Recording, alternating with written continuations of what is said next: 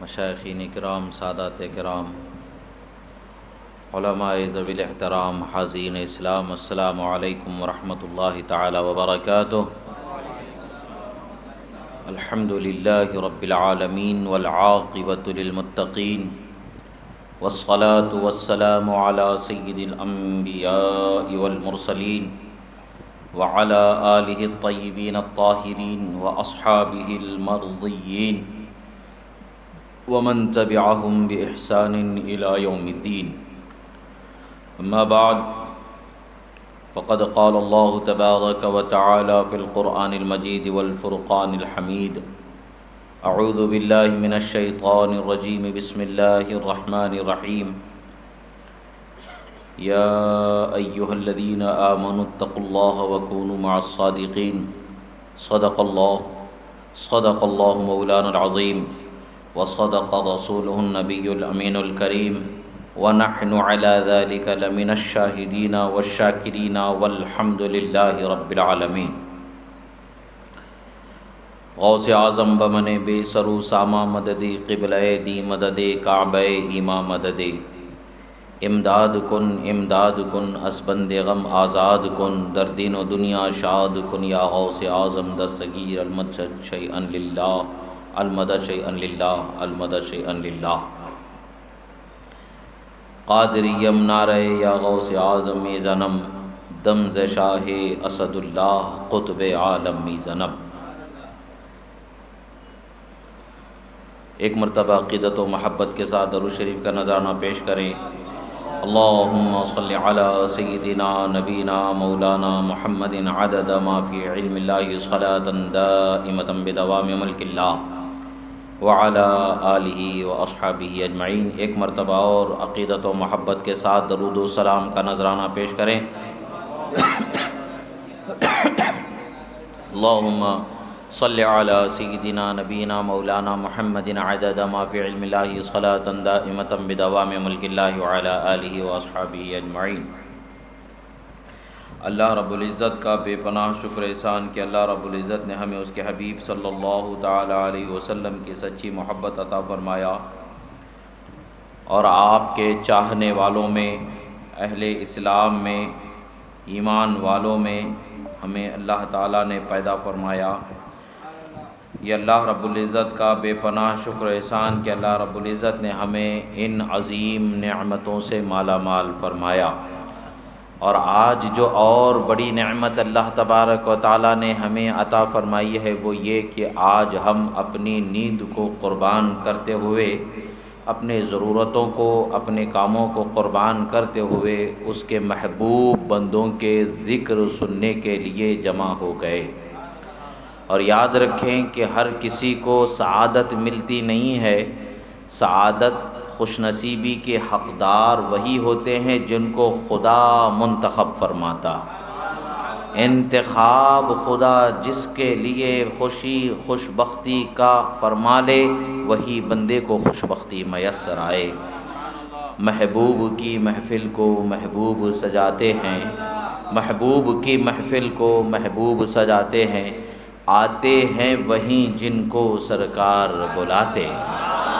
یہاں ہم آئے ہیں تو حضرت قطب بیگن پلی علیہ رحمت و رضوان نے ہمیں بلا لیا تو آ گئے ہیں. نہ ہماری طاقت تھی آنے کی، نہ ہماری حیثیت تھی آنے کی. شیطان و نفس تو چاروں طرف سے ہمیں گھیرے ہوئے ہے، مگر نفس و شیطان کے مکر و فریب سے بچانے ہی کے لیے مرید مرشد کی خدمت میں حاضر ہوتا ہے. اور مرشد کی رہنمائی و رہبری یہ ہوتی ہے کہ اسے ہر حال میں اس فتنے سے محفوظ رکھتا. اللہ کا شکر ہے کہ آج کی شب انہوں نے ہم پر خاص توجہ فرمائی کہ ہمیں نیکی کمانے کا موقع مل گیا. نیکی کمانے کا موقع آسانی سے مل جانا، نیکیاں کمانے والے بن جانا، نیک عمل کرنے والے بن جانا، اور اس میں مکر و فریب شیطان و نفس سے اپنے آپ کو آسانی سے بچا لے جانا، یہ سہارا مرشد کا ہوتا ہے جو ہمیں دنیا میں میسر اللہ نے دیا ہے، رکھا ہے. ان کے صدقے میں یہ نعمتیں ہمیں ملتی چلی جاتی ہیں. حدیث مبارکہ ہے، اللہ کے رسول صلی اللہ تعالی علیہ وسلم فرماتے ہیں تنزل الرحمت علی ذکر عند ذکر الصالحین، او کما قال رسول اللہ صلی اللہ علیہ وسلم فرماتے ہیں جہاں اللہ کے نیک بندوں کا یعنی ولیوں کا ذکر کیا جاتا ہے وہاں رحمتوں کا نزول ہوتا ہے۔ اس حدیث سے ایک نکتہ اور، ابھی حضرت نے حضرت مولا علی کے ذکر پر بڑی عمدہ گفتگو فرمائی، اللہ تعالیٰ انہیں سلامت رکھے، ان کے علم میں عمل میں روز فزوں تر برکتیں عطا فرمائے، ان کے تمام خاندان کنبے کو اپنے حفظ و امان میں محفوظ رکھے، دنیا و آخرت کی ہر نعمت سے مالا مال فرمائے۔ زمانہ دل آزاری کا پرآشوب دور گزر رہا ہے، ہر کوئی انا خیر منہ کا غلغلہ مچائے ہوئے ہے، مگر اللہ کی نعمت اپنی جگہ پر مسلم ہے، ان نعمتوں کا اظہار کرنا بھی نعمت کی بات ہے۔ نعمتوں کا اظہار کرتے ہوئے تحدیث نعمت کے طور پر انہوں نے حضرات اہل بیت بالخصوص حضرت مولا علی کی محبت کا اظہار فرمایا، اور حق بات کو قرآن و سنت اور تعلیمات علماء اہل سنت کی روشنی میں پیش فرما دیا۔ جسے سمجھ آنی ہے آ جائے گی، سمجھ آنا بھی یہ خدا کی نعمت ہے، رحمت ہے، مل جائے تو مل جائے۔ ابو جہل بھی زمانے نبی میں زندگی گزارا ہے، حضرت فاروق اعظم بھی زمانے نبی میں زندگی گزارے ہیں۔ ہدایت ملنا حضرت فاروق اعظم کے حصے آ گیا، اور ضلالت کے اندھیروں میں بھٹکتے رہنا ابو جہل کے حصے میں آ گیا۔ یہ ہدایت یعنی ذات مصطفیٰ کے جلووں کو نگاہوں سے، ظاہری نگاہوں سے دیکھنا اسے بھی میسر تھا، مگر ہدایت کے لیے منتخب ہونا یہ حضرت فاروق کا حصہ خدا نے مقرر فرمایا۔ حصہ جس کا جو ہوتا ہے وہ حصہ انہیں ملتا ہے۔ حضرت مولا کی محبت ملنا یہ بھی محبت کے حقداروں ہی کو ملتا ہے۔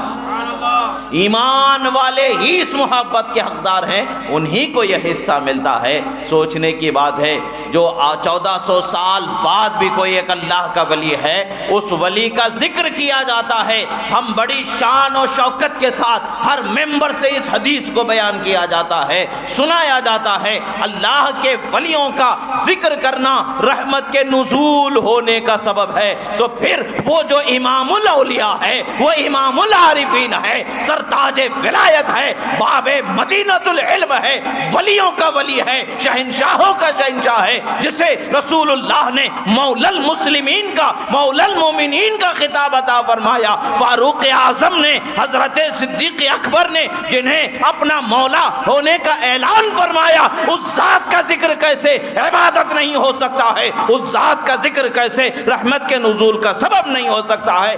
خدا کی قسم اگر علی کا ذکر رحمت کے نزول کا سبب نہ ہو تو پھر دنیا میں کسی کا ذکر رحمت کے نزول کا سبب ہو ہی نہیں سکتا۔ حق تو یہ ہے کہ حق کے صدقے میں، رسول اللہ کے صدقے میں ان کا ذکر ایسا بنایا گیا کہ ذکر کرنا ہی عبادت بنایا گیا۔ نعرہ تکبیر، نعرہ رسالت، نعرہ حیدری۔ ایک عام سے ولی کا ذکر کیا جاتا ہے تو رحمتوں کا نزول ہوتا ہے۔ کوئی ولی جب تک کہ نگاہ مولا علی میں ولی نہ ہو جائے، کسی ولی کو سند ولایت مولا علی کی بارگاہ سے نہ ملے، وہ ولی ہو ہی نہیں سکتا۔ تو جس بارگاہ سے سند ولایت ملتی ہے، اس بارگاہ ولایت کے شہنشاہ مولا کائنات کا ذکر کرنا کیسے یہ عبادت و رحمت کے نزول کا سبب نہیں ہو سکتا؟ رسول اللہ کے فرامین کو آپ نے سماعت فرمایا، بے شک وہ اپنی جگہ پر حق ہے۔ ہمارا ایمان و ایقان ہے کہ حضرت مولا علی کا ذکر 1400 سال پہلے بھی ایمان کی علامت تھی، آج بھی ایمان کی علامت ہے، قیامت تک کے رہے گا، اور قیامت کے دن بھی یہی ایمان کی علامت ہے۔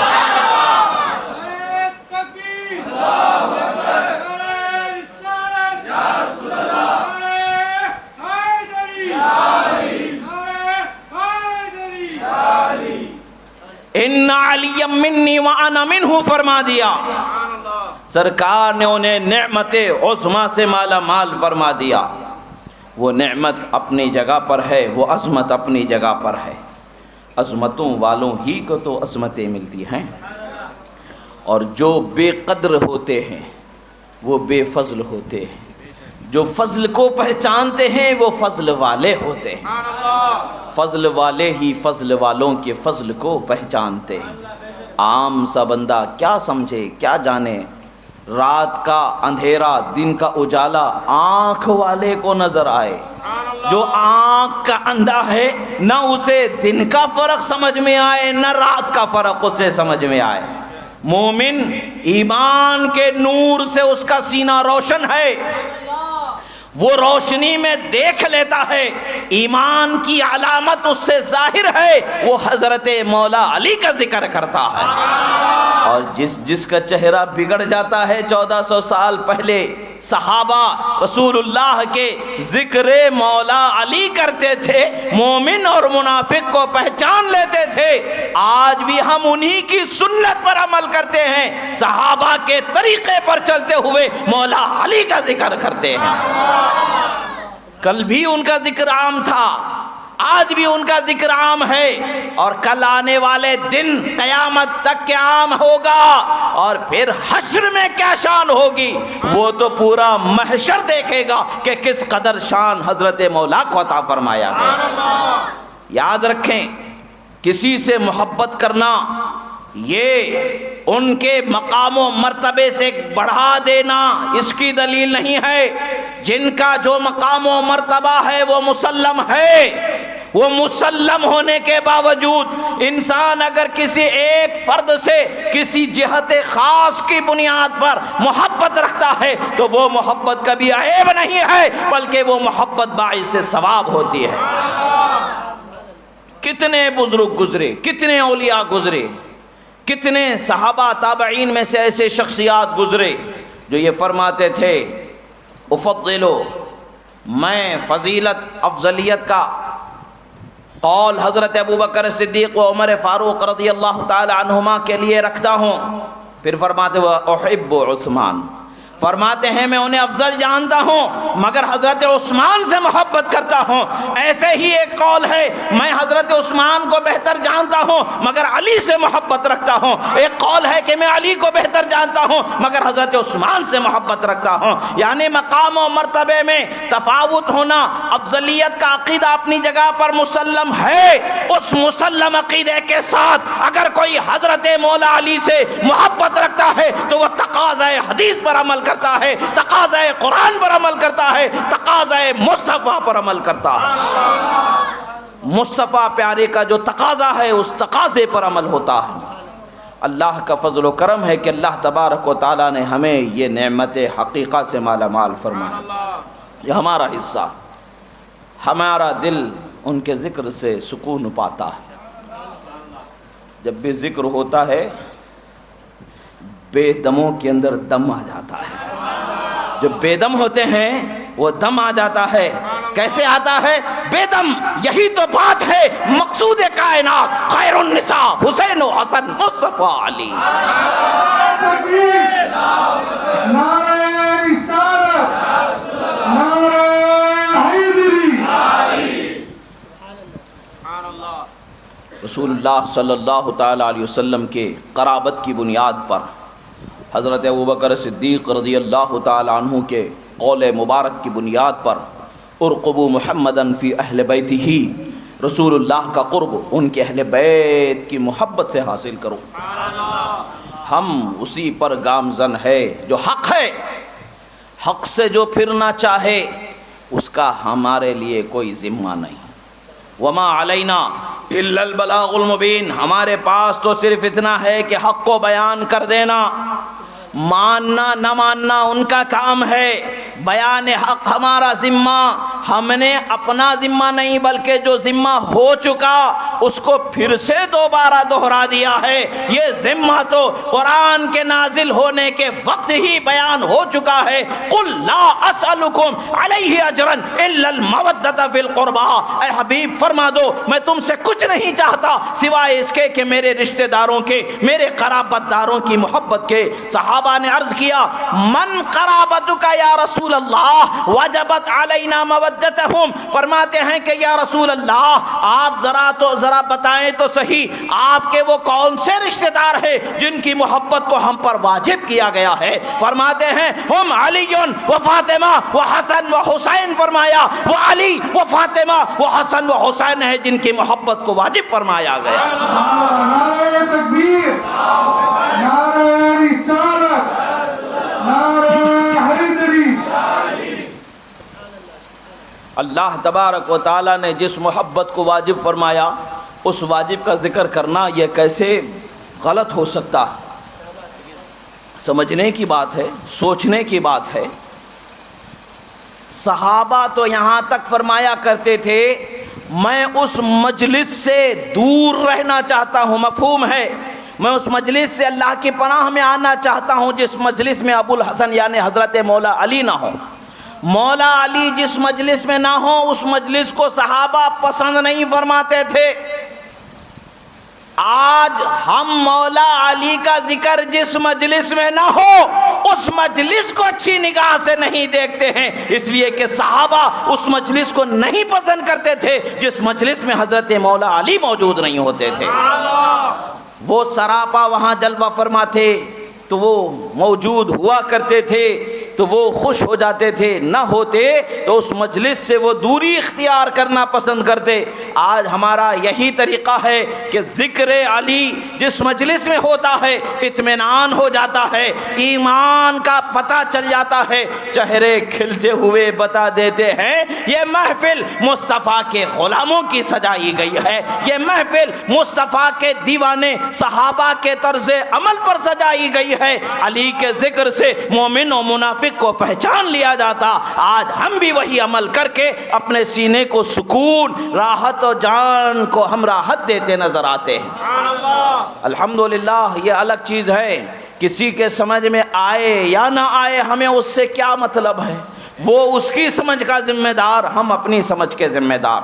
کسی پر کوئی طنز کرنا، کسی پر کوئی رد و جرح کرنا یہ ہمارا مقصد نہیں ہے۔ مقصد یہ ہے کہ ہم جس پر ہیں، جس طریقے پر ہیں، جو اس راستے پر چل رہے ہیں وہ حق ہے، یہ بیان کرنے کا حق ہے، بس اتنا بیان کر رہے ہیں۔ اور ذکر علی سے انسانوں کے دلوں میں جان پیدا ہو جاتی ہے، حیرت میں پڑے ہوئے انسانوں کے لیے آسانیاں ملتی چلی جاتی ہیں۔ اللہ کا شکر ہے اعلیٰ حضرت علیہ رحمت و رضوان کی تحریرات و تعلیمات ان نظریات کو واضح طور پر بیان کرتی نظر آتی ہیں۔ آپ نے فرمایا ہے الامن والعلا میں کہ تمام امت، پوری امت کا اس بات پر اجماع ہے امور تکوینیہ اہل بیت اطہار کے دامن سے وابستہ ہیں، یعنی ہمیں جو مل رہا ہے انہی کے صدقے میں مل رہا ہے، ہمیں جو مل رہا ہے انہی کے صدقے میں مل رہا ہے، تو ہم ان کا ذکر کیوں نہ کریں؟ جن کا کھاتے ہیں ان کا گاتے ہیں، جن کا صدقہ ملتا ہے ان کے صدقے کا ذکر کرتے ہیں۔ ہم تمہارا صدقہ کہتے ہیں، تمہارا ذکر کرتے ہیں، اور ان کے صدقے پر ہم ناز کرتے ہیں۔ یہاں بھی ناز میں ہیں، وہاں بھی ناز میں رہیں گے انشاءاللہ، یہاں بھی نازوں کے پلے ہیں، وہاں بھی نازوں میں پلے جائیں گے انشاءاللہ عز و جل، اس لیے کہ رسول اللہ نے فرمایا ہے جو میری اہل بیت کے ساتھ بھلائی کرے گا میں اس کے ساتھ بھلائی کرنے والا ہوں۔ بھلائی کا ایک سب سے آسان طریقہ ہے کہ ان سے محبت کر لو، ان سے محبت کر لو۔ اب جس سے محبت ہوتی ہے اس کا ذکر زیادہ کیا جاتا ہے، بار بار بار بار بار بار ذکر کرتے ہیں۔ محبت کا تقاضا تو یہ ہوتا ہے کہ جب تک جان ہے، دم میں ہمارے دم ہے، اس وقت تک کہ وہ ذکر کیا جائے کہ جس کا ذکر کرنا ہمارے دم میں دم لانے والا سبب ہے۔ حضرت مولا علی کا ذکر اور اہل بیت اطہار کا ذکر، ذکر مصطفیٰ، ذکر خدا، اللہ کے محبوب بندوں کا ذکر رحمت کے نزول ہونے کا سبب ہے۔ اللہ کے فضل سے جہاں بھی وہ ذکر ہوتا ہے تو رحمت کا نزول ہوتا ہے۔ رحمت کے پانے سے روکنے کی کوشش کون کرتا؟ کسی کو رحمت نہ ملے یہ خواہش کس کی ہوتی ہے؟ کسی کو رحمت نہ ملے یہ خواہش کس کی ہوتی ہے؟ ہم رسول اللہ صلی اللہ تعالیٰ علیہ وسلم کی آمد پر خوشیاں مناتے ہیں، رحمتیں مل گئیں ہم بشارتیں سناتے ہیں۔ تکلیف کس کو ہوتی ہے؟ جو رسول اللہ کی آمد کی خوشی کو خوشی نہیں سمجھتے ہیں، اس لیے کہ سارے اندھیرے چھٹ گئے، ظلمت کے، ضلالت کے، کفر و شرک کے۔ رسول اللہ نے جیسے ہی جلوہ فرمایا، ایمان کا نور ایسا چمک گیا، روشن ہوا کہ قیامت تک کے وہ نور اپنی روشنی بکھیرتا نظر آ رہا ہے۔ اور قیامت کے دن تو حقیقت میں وہ دیکھیں گے کیا حال ہوگا، مگر قبر کا بھی ایک انوکھا حال ہوتا ہے۔ قبر میں لہرائیں گے تا حشر چشمے نور کے، قبر میں لہرائیں گے تا حشر چشمے نور کے، جلوہ فرما ہوگی جب طلعت رسول اللہ کی۔ یعنی مومن جب قبر میں جاتا ہے، رسول اللہ کو جب وہ دیکھتا ہے، سرکار تشریف لاتے ہیں، پوچھا جائے گا کہ ان کے بارے میں تم کیا کہتے تھے؟ جب رسول اللہ آئیں گے تو مومن کی قبر میں کیسی روشنیاں چھائیں گی؟ فرماتا ہے کہ وہ روشنی قیامت تک کی روشنی دینے والی روشنی آتی ہے۔ تو ہم تو وہ ایمان کے نور کے حصے پانے والے اللہ نے بنا دیا، اس پر ہمیں شکر گزار ہونا چاہیے۔ رحمتوں سے دور کرنے کی کوشش شیطان کرتا ہے، برکتوں سے دور کرنے کی کوشش شیطان کرتا ہے، فتوحات ربانیہ سے دور کرنے کی کوشش شیطان کرتا ہے۔ اور جو اللہ کے محبوب ہوتے ہیں ان کی محبوبیت اور ان کے قرب خداوندی سے وہ الگ اپنا ایک تصور قائم کرنے کی کوشش جو کرتا ہے وہ شیطان تھا، جس کی وجہ سے وہ اللہ کے قرب سے، اللہ کی رحمت سے دور کر دیا گیا۔ حضرت آدم علی نبینا وعلیہ الصلاۃ والسلام کے شان میں جب اس نے بے ادبی کی، اللہ تبارک و تعالیٰ کو اس کا وہ ہزاروں سال کا عبادت کرنا، ہزاروں سال کا اس کے اللہ کے احکام پر پابند ہونا اس کے لیے بچانے کا کام نہیں آیا۔ وہ چیزیں اسے کام نہیں دیں، بلکہ اس کے کام اگر کوئی چیز آ سکتی تھی، اللہ کے محبوب کی محبت کرتا اور اللہ کا حکم جیسا ہے ویسا اس کے تعظیم بجا لاتا تو وہ بچ جاتا، مگر تعظیم کے بجا لانے میں کوتاہی کیا، ان سے خود کو بہتر تصور کرنے لگا۔ اس زمانے سے لے کر کے آج تک، قیامت تک کہ وہ مردود ہے اور قیامت میں بھی رہے گا۔ ساری دنیا کا عذاب ایک طرف، مگر ابلیس پر جو عذاب ہوگا اس عذاب کا تصور بھی نہیں کیا جا سکتا ہے، اس قدر عذاب اس پر ہوگا۔ بات اتنی سی ہے کہ اللہ کے محبوب کی محبت و تعظیم سے جو ہٹ جاتا ہے وہ اللہ کی رحمت سے ہٹا دیا جاتا ہے۔ اور یہ کسے شبہ ہے معاذ اللہ؟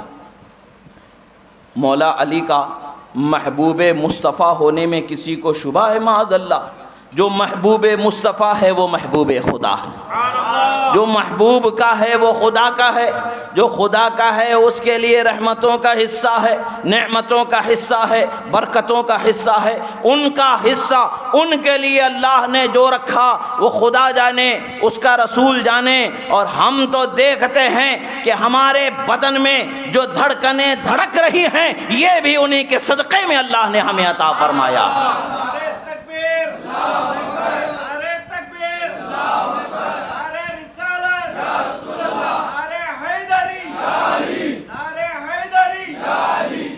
حاجت مندان عالم کی دستگیری کرنے والے کون؟ حاجت مندان عالم کی جملہ مطالب و مقاصد میں، ہر مطلب میں، ہر مقصد میں، ہر حاجت میں، ہر ضرورت میں تمام عالم کے حاجت مندوں کی حاجت روائی کرنے والی ذات مصطفیٰ پیارے کے بعد کون ہے؟ امام اہل سنت فرماتے ہیں کہ وہ جن کا غلغلہ ناد علی مظہر العجائب کا غلغلہ سمک سے سماک تک پہنچا، یہ حضرت مولا علی کی ذات مبارکہ۔ امام اہل سنت تو فرماتے ہیں کہ حاجت مندان عالم جس سرکار کی بارگاہ میں حاجت مند ہیں وہ بارگاہ مولا علی ہے۔ اب اس بارگاہ مولا علی کی یہ شان جو امام اہل سنت نے بیان کی، جس عقیدے سے، جس زاویے سے، جس نظریے سے امام اہل سنت نے بیان فرمایا، وہی عقیدہ، وہی زاویہ، وہی نظریہ ہمارا یہاں پر۔ نعرہ تکبیر، نعرہ رسالت، نعرہ رسالت، نعرہ حیدری، نعرہ حیدری۔ اب جو فتویٰ ہم پر لگے گا وہ امام اہل سنت پر جائے گا، اس لیے کہ ہمارا وہی عقیدہ، وہی نظریہ، وہی زاویہ، وہی اینگل ہے جو جس طریقے سے وہاں بیان ہوا ہے۔ انشاءاللہ پھر اور گفتگو زندگی تمام باقی ہے، جب تک کہ باقی ہے تو وہی ذکر ہونا ہے جس کا صدقہ ہمیں زندگی کے لیے مل رہا۔ ہم جتنا کریں اتنا عبادت ہے، ہمارے لیے فضیلت ہے، نعمت ہے، برکت ہے۔ جیسا آپ نے حضرت سے سنا کہ 10 سے زائد طرق سے حدیث مبارکہ کو ذکر کیا گیا، یہ ساری چیزیں کیا بتاتی ہیں؟ بتاتی یہ ہیں کہ جن کا ہم ذکر کر رہے ہیں وہ معمولی ہستی نہیں ہے، گھر کے محلے کے کسی مسجد کے امام کا ذکر نہیں ہو رہا ہے کہ آپ کو اگر ان سے چڑ ہے تو ان کے ذکر سے روک دو، یہ اماموں کے امام کا ذکر ہو رہا ہے۔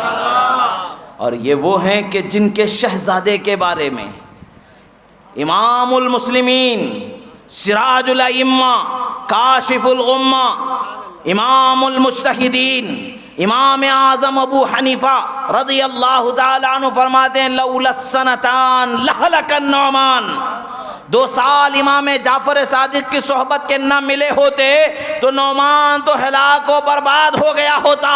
جب امام جعفر صادق جو رسول اللہ صلی اللہ تعالیٰ علیہ وسلم کے نواسے ہیں، شہزادے مولائے کائنات کے ہیں، ان کی شان کا یہ عالم ہے، امام المسلمین کہتے ہیں وہ نہ ہوتے تو ہلاک ہو جاتا، تو پھر ان کے جد اعلیٰ، ان کے جد اکرم حضرت مولا علی کی شان کیا ہوگی؟ نعرہ تکبیر، نعرہ رسالت، نعرہ حیدری، نعرہ حیدری۔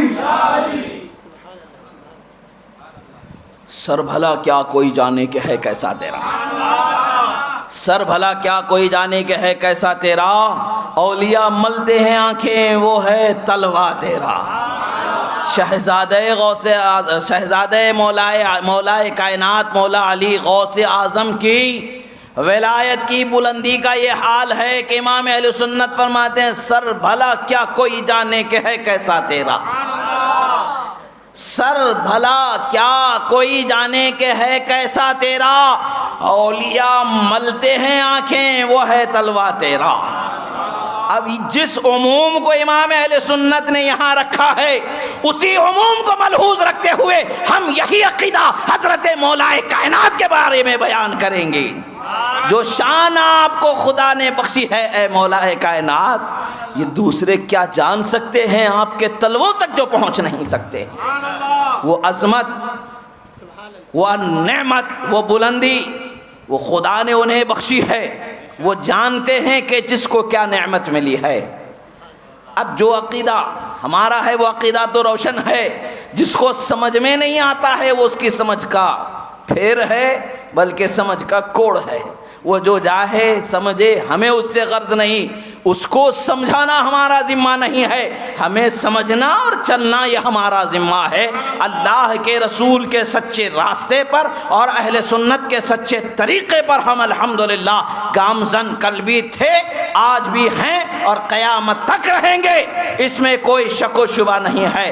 ہاں، اس کا یہ مطلب نہیں ہے کہ مولا علی کا ذکر کرنا چھوڑ دیں گے، دم میں جب تک کہ دم ہے ذکر ان کا سناتے جائیں گے، مصر فارس نجد کے قلعے گراتے جائیں گے، جہاں تک کہ جلنے والے مولا علی کے ذکر سے جلتے ہیں، جلتے رہیں بلا سے، ہم تو ذکر مولا علی کی دھوم زمانے میں مچاتے جائیں گے۔ نعرہ تکبیر، نعرہ تکبیر، نعرہ رسالت، نعرہ حیدری، نعرہ غوث۔ الحمدللہ وہ شان تو ایسی ہے جس کے بیان تابعین، صحابہ اور پھر تابعین کے زمانے سے لے کر کے آج تک کے کوئی ولی ایسا نہیں جو ان کی شان بیان نہ کیا ہو، کوئی ولی ایسا نہیں جو ان کا ذکر نہ کیا ہو۔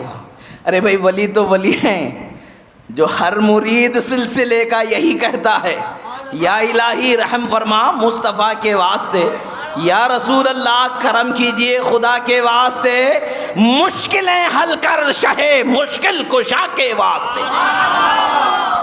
اب شجرہ بدل لو، چڑ ہے ذکر مولا علی سے تو شجرہ بدل لو، جو شجرہ لانا چاہو لا لو، مگر ہر شجرے والے کو جو اولیاء کو فیض ملتا ہے وہ فیض نبوت بارگاہ مولا علی سے ہی جاری ہوتا ہے۔ آج کے زمانے کی کیا بات ہے، رسول اللہ کے زمانے سے پہلے دنیا میں تشریف لانے والے انبیاء کے زمانے میں جو اولیاء ولی بنائے جاتے تھے مولا علی کے روحانی تصرف کے صدقے میں بنائے جاتے تھے۔ اسی لیے کہتے ہیں سلامی جس کے در کا ہر ولی ہے، سلامی جس کے در کا ہر ولی ہے، ہاں وہ علی ہے، ہاں وہ علی ہے، ہاں وہ علی ہے۔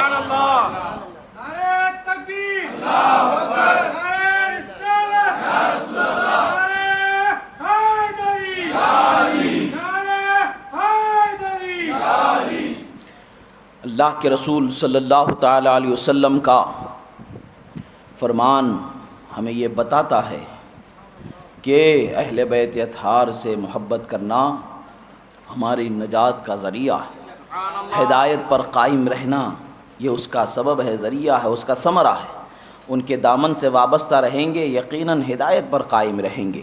الحمدللہ ہم اہل بیت اطہار کے دامن سے وابستہ ہیں، کل بھی تھے، آج بھی ہیں، کل قیامت تک رہیں گے، اور اللہ کی ذات سے امید ہے کہ کل قیامت میں اٹھائے جائیں گے تو جیسے یہاں مرنے سے پہلے اور مرنے کے بعد شجرہ سینے پہ لے کے جاتے ہیں مشکلیں حل کر شہ مشکل کشا کے واسطے، وہی گنگناتے ہوئے کل حشر میں اٹھیں گے، یا الہی رحم فرما مصطفیٰ کے واسطے، یا رسول اللہ کرم کیجئے خدا کے واسطے، مشکلیں حل کر شہید کربلا کے واسطے۔ الحمدللہ اللہ تبارک و تعالیٰ نے اپنے محبوب بندوں کو الگ مقام عطا فرمایا ہے، الگ شان و عظمت عطا فرمائی ہے، نعمتیں عطا فرمائی ہیں، ہر ایک کے درجات بلند و بالا ہیں۔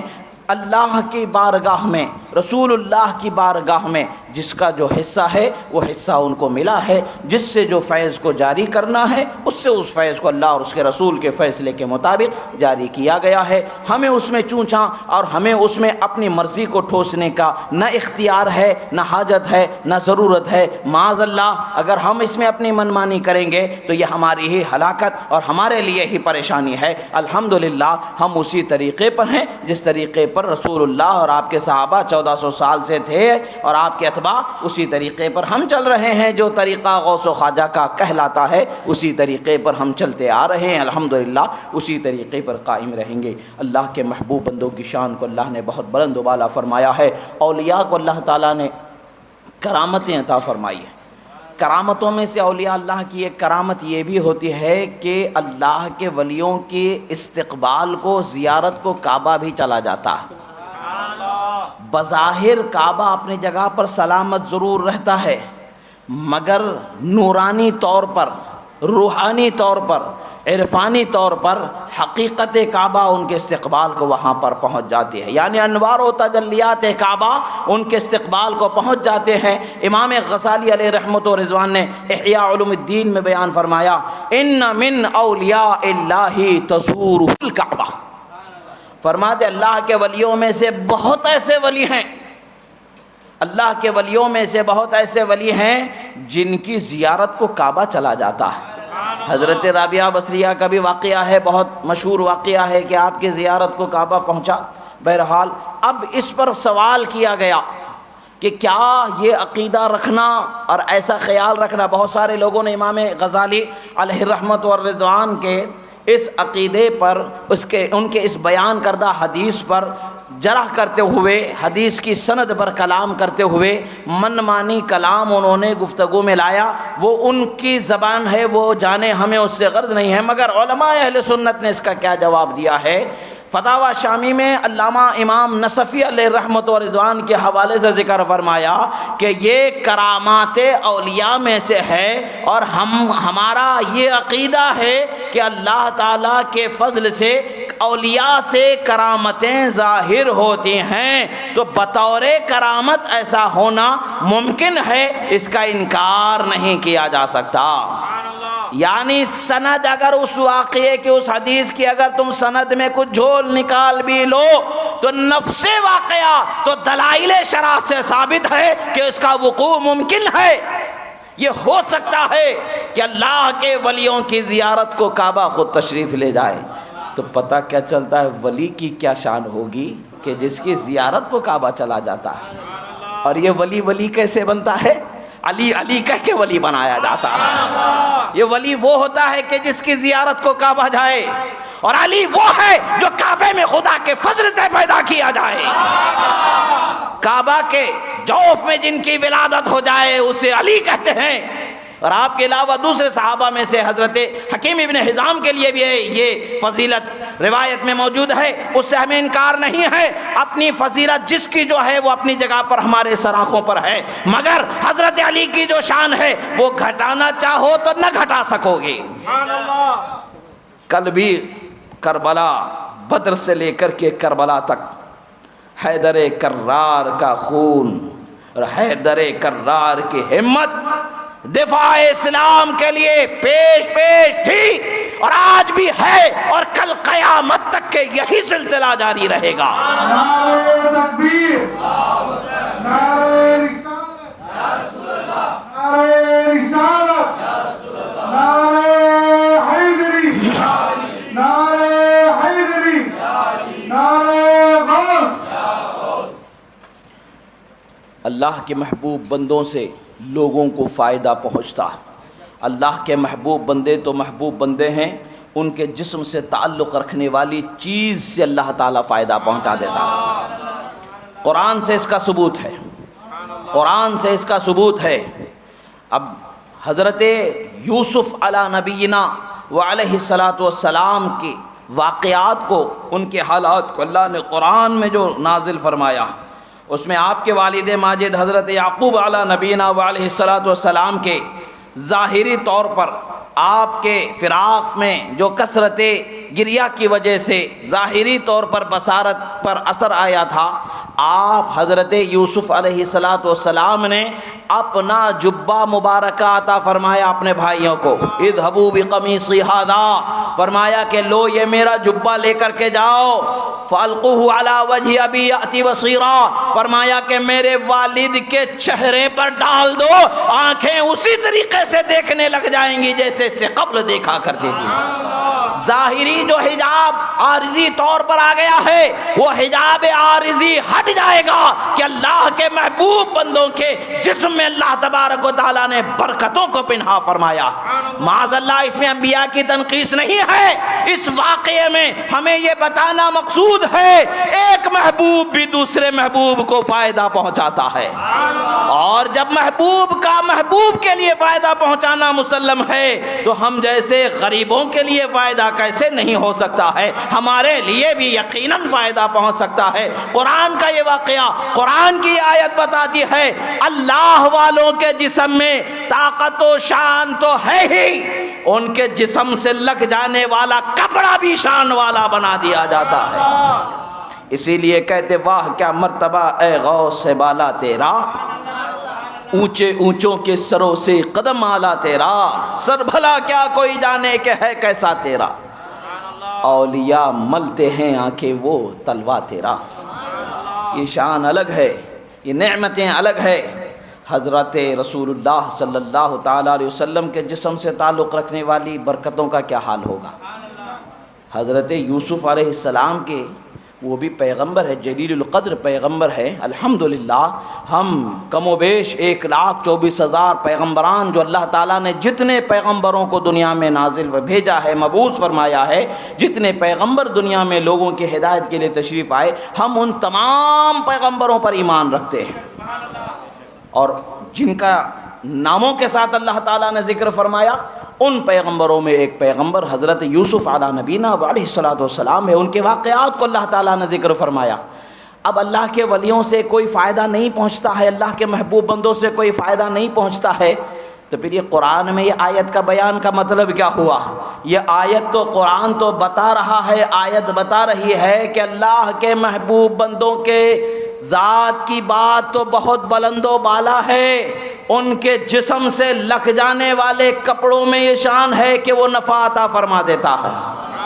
تو ضرور نفع ہے، ہم یقین رکھتے ہیں، اللہ تعالیٰ کے فضل و کرم سے ہمارا یقین ہے، ہم قرآنی عقیدے پر ہیں، من مانی عقیدے پر نہیں ہیں، قرآنی عقیدے پر ہیں۔ اللہ کا کلام ہمیں بتا رہا ہے کہ اس میں فائدہ ہے تو ہم فائدہ مان رہے ہیں، مگر حقیقت تو یہی ہے کہ ہر فائدے کی چیز بنانے والا تو خالق کائنات رب العالمین ہے، رب ذوالجلال ہے، قادر مطلق ہے۔ حقیقت میں فائدہ تو وہی دینے والا ہے، نفع تو وہی دینے والا ہے، شفا تو وہی دینے والا ہے، حیات تو وہی دینے والا ہے، سب کچھ اسی سے ملنے والا ہے، مگر ہمیں ملنا جس راہ سے ہے وہ اسباب اللہ نے متعین فرما دیا ہے۔ ان اسباب میں سے ایک سبب اللہ کے محبوب بندوں کے ذوات مبارکہ اور ان سے منسوب ان کے جسم سے تعلق رکھنے والی چیزوں کو بھی اللہ تعالیٰ نے ہمارے لیے نفع والی بنا دیا، تو ہم اس میں نفع جانتے ہیں۔ جیسے دوا میں شفا جانتے ہیں، ویسے اللہ کے ولی کے دروازے کی خاک میں شفا جانتے ہیں۔ وہ خاک کیا شفا دے گی تو یہ دوا کیا شفا دے گی؟ دوا میں شفا دینے والی ذات اللہ کی ہے، ولی کی آستانے کی خاک میں شفا دینے والی ذات اللہ کی ہے۔ یہاں دوا بنانے والا ڈاکٹر ہوتا ہے، وہاں شفا دلانے والا اللہ کا ولی ہوتا ہے جو شفا دلا دیتا ہے۔ نعرہ تکبیر، نعرہ رسالت، نعرہ رسالت، نعرہ حیدری۔ ڈاکٹر کی دوا میں یقین کم ہوتا ہے، ولی کی دعا میں یقین زیادہ ہوتا ہے، اس لیے کہ ہم جانتے ہیں ڈاکٹر اللہ والا نہیں ہے، ولی اللہ والا ہے، اللہ والے کی دعا خدا رد نہیں فرماتا ہے، اور دعا قبول ہوتی ہی ہے۔ اب ہوتی ایسے ہے کہ ہماری ساری پریشانیاں ٹل جاتی ہیں۔ یقین کی ضرورت ہے، یقین چاہیے، مگر یاد رکھیں کرامت حق کو پہچاننے کی دلیل ہے۔ ہر ایک کے حق میں کرامت جاری ہو جائے یہ ضروری نہیں ہے، کرامت سب کو مل جائے، ہر ایک کے حصے میں کرامت جاری ہو یہ ضروری نہیں ہے، ہر دروازے ولی پر آنے والے کے حق میں کرامت جاری ہو جائے یہ ضروری نہیں ہے۔ ہمیں بس ولی کے حقانیت کی علامت کبھی کبھی بنا دی جاتی ہے کرامت، تو ہم پہچان جاتے ہیں کہ حق ادھر ہے۔ اب حق سے جڑ جانا ہماری کرامت ہے، اور ہمارے لیے یہی کرامت ان کی ہے کہ ہم ان کے دروازے سے وابستہ ہو گئے ہیں۔ جو ان کا ہو جاتا ہے دنیا میں مشکلوں میں زندگی گزر جاتی ہے، گزر جائے بلا سے، مگر حشر کا تو حال وہ ہوگا کہ فرشتے جس حال پر رشک فرمائیں گے، اور دوسرے ہیں جو اس حال سے محروم ہے وہ تمنا کریں گے کہ کاش کہ میں بھی وہ نعمت سے مالا مال ہو جاتا۔ کبھی دنیا میں کوئی حاجت ہماری رک جاتی ہے، رہ جاتی ہے، تو اس کا یہ مطلب نہیں کہ کرامت ولی کی ختم ہو گئی ہے۔ کرامت تو یہی ہے کہ ہم ان کو ولی جانتے مانتے محبت رکھتے ہیں، ان کی کرامت ہم پر ہے کہ ہم ان سے جڑے ہوئے ہیں، اور جو ان کے قریب ہوتا ہے تو رحمتوں کے سمندر میں نہاتا رہتا ہے۔ ذکر کرو تو رحمتوں کا نزول ہو رہا ہے، رحمتیں نازل ہو رہی ہیں، تو ذکر والی ذات جہاں ہے وہاں کتنی رحمتیں برستی ہوں گی۔ ایک چھیٹے کے بھی حقدار بنا دیے جائیں گے تو ہدایت اور نعمت اور دنیا و آخرت سنور جائیں، مگر پھر بھی ہمیں یقین ضروری ہے۔ حضرت اورنگزیب عالمگیر علیہ رحمت و رضوان کے زمانے کا ایک واقعہ ہے کہ آپ حضرت خواجہ پاک رضی اللہ تعالیٰ عنہ کے دربار پر حاضر ہوئے تو ایک آنکھ کا اندھا تھا، وہ دعا کر رہا تھا کہ خواجہ آنکھ دلا دے، خواجہ آنکھ دلا دے، خواجہ آنکھ دلا دے۔ حضرت نے اس کو دیکھا اور کہا کہ لوگوں سے استفسار فرمایا کہ کب سے؟ بولے بہت دنوں سے۔ بولے ابھی تک اسے آنکھیں نہیں آئی؟ نہیں آئی۔ حضرت قریب گئے، بولے اب میں فاتحہ پڑھنے اندر جا رہا ہوں، میرے آنے سے پہلے تک اگر تیری آنکھ آ گئی تو ٹھیک، نہیں تو میں آنکھیں تیرا سر قلم کر دوں گا۔ تو آپ اندر گئے، اب یہ بولا خواجہ اب تک آنکھ کا سوال تھا، اب تو جان کا سوال ہے۔ آنکھ نہیں تھی تو جیسے تیسے کر کے جی لیتا تھا، اب تو جان ہی جائے گی خواجہ، اب کرم کر دے، اب نہ کرے تو پھر کب کرم ہونے والا ہے۔ سچی طرف سے مانگا تو خواجہ کی کرامت کی آنکھیں عطا ہو گئی۔ حضرت تشریف لائے، بولے وہ کہاں ہے؟ بولے آنکھ آ گئی، آنکھ والا بنا دیا گیا۔ بولے کہ فرمایا کہ پہلے ہی دن تجھے یہ مل سکتا تھا مگر تیری طلب میں کمی تھی، آج تو نے دل سے مانگا تو تجھے عطا ہو گیا۔ مانگنے کے بعد، طلب کے بعد یقین ہونا چاہیے کہ ملے گا ہی ملے گا، ضرور ملتا ہے، ضرور ملتا ہے۔ حدیث قدسی ہے، اللہ پاک فرماتا انا عند ظن عبدی، میں میرے بندے کا گمان مجھ سے جیسا ہوتا ہے میں ویسا ہی اس کے ساتھ معاملہ کرتا ہوں۔ یقین رکھو کہ اولیاء کو ہماری مدد کے لیے وسیلہ بنایا گیا ہے۔ ہم کوئی بھی مسلمان اولیاء کو خدا نہیں جانتا، معاذ اللہ، ہم خدا نہیں جانتے، اللہ کا ولی خدا نہیں، خدا ہے نہیں ہے، معاذ اللہ۔ ہم یہ بھی نہیں سمجھتے کہ اللہ جو کام نہیں کرتا معاذ اللہ وہ اللہ کے ولی کر دیتے، نہیں۔ ایک بال کی نوک کے لاکھوں کروڑوں حصے برابر بھی اللہ کا ولی اللہ کے حکم اجازت کے بغیر جنبش نہیں کر سکتا۔ وہ اللہ کی مرضی ہی سے، اللہ کی اجازت ہی سے ہمیں سب کچھ دیتا ہے۔ بس سمجھنے کے لیے اتنا ہے کہ ہم اپنے ہاتھ کو ہلاتے ہیں، آنکھ کو بند کرتے ہیں، یہ اللہ نے ہمیں جو طاقت دی ہے اسی کے صدقے میں کرتے ہیں۔ اب یہ آنکھ جو ہم اپنی مرضی سے بند کر رہے ہیں، یہ اللہ نے ہمیں آنکھ کھولنے بند کرنے کی طاقت دے دی ہے، ہم اس کو کھولتے بھی ہیں بند کرتے بھی ہیں۔ جس چیز کو دیکھنا چاہتے کھول کے دیکھتے ہیں، جس کو نہیں دیکھنا چاہتے آنکھ بند کر کے نہیں دیکھتے۔ ہوتا ہے کہ نہیں ہوتا؟ تو جب ایک عام سے انسان کو اللہ تعالیٰ نے اتنی شان عطا فرمائی ہے تو اللہ کے محبوب بندوں کو کتنی شان ہوگی۔ بس ان کی شان میں ہماری شان میں فرق اتنا ہے کہ وہ آنکھوں کو کھولتے ہیں تو مشکلیں ٹل جاتی ہیں، وہ آنکھوں کو بند کرتے ہیں تو رحمتیں برس جاتی ہیں۔ ان کا جس حال میں بھی ہونا ہو، ان سے ہم جڑے ہوئے ہوں تو یہ ہمارے لیے کامیابی کی دلیل ہے۔ بزرگوں نے فرمایا ہے، غالباً امام غزالی علیہ رحمت و رضوان ہی کا یہ قول ہے کہ فرماتے ہیں کہ اپنے آپ کو اللہ کے ولی کے دل میں جگہ بنانے والوں میں سے ایک بنا لو۔ اللہ کے ولی کے دل میں ہماری جگہ ہو، یہ سوچو۔ ولی کے پاس جائے تو میرا بینک بیلنس بڑھ جائے، اس کے لیے نہیں۔ ولی کے پاس جائیں تو میرے لیے دولت قدم چومتی آ جائے، اس کے لیے نہیں۔ ولی کے پاس جائیں تو اس وقت کا پردھان منتری بن جائیں، اس لیے نہیں۔ ولی کے پاس جائیں تو یہ سوچ کر کے جائیں کہ ان کے دل میں ہماری جگہ آ جائے۔ اب اس کا فائدہ کیا ہے؟ اللہ تبارک و تعالی اپنے محبوب بندے کے دل پر تجلیات رحمانیہ کا ہر روز تقریباً 100 دفعہ نزول فرماتا ہے، اور اس مرتبوں میں سے ایک مرتبہ بھی ان تجلیات میں سے ایک قطرہ اس پر آ جائے تو دنیا سنور جائے، عقبہ سنور جائے۔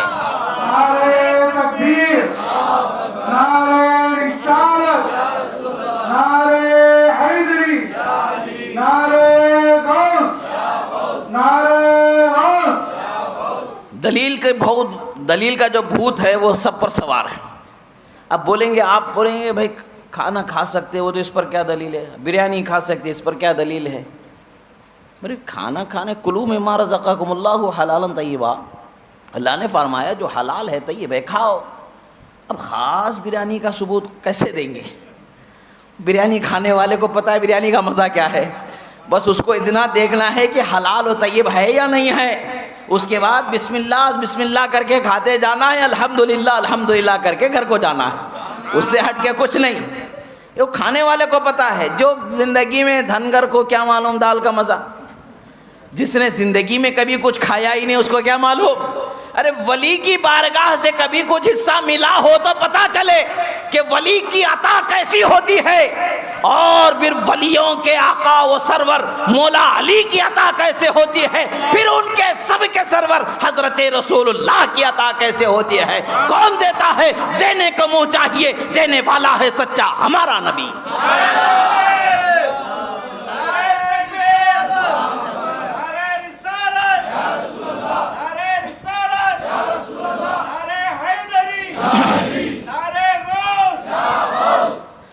عداوت اور محبت یہ دل کے حال ہے.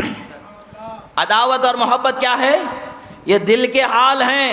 ان حال پر اللہ ہی جاننے والا ہے، نہ آپ جان سکتے، نہ آپ، نہ وہ، نہ یہ. ہاں، اللہ کے رسول کو اللہ نے یہ علم عطا فرمایا ہے، وہ جان لیتے ہیں. اور کوئی غیب کیا تم سے نہاں ہو بھلا، جب نہ خدا ہی چھپا تم پہ کروڑوں درود. اور پھر ان کے صدقے میں، ان کے نقش قدم پر چلنے والوں کی نگاہوں کو وہ نور عطا ہوتا ہے کہ جس نور کی عظمت کا بیان یوں ہوتا ہے: اتقوا فراست المومن فإنہ ینظر بنور اللہ. مومن کی نظر فراست سے بچو کہ وہ اللہ کے نور سے دیکھتا ہے. جب اللہ کا نور نگاہ ولی میں روشن ہوتا ہے تو بیان یوں ہوتا ہے: نظرت الی بلاد اللہ جمعا کخردلۃ علی حکم اتصالی.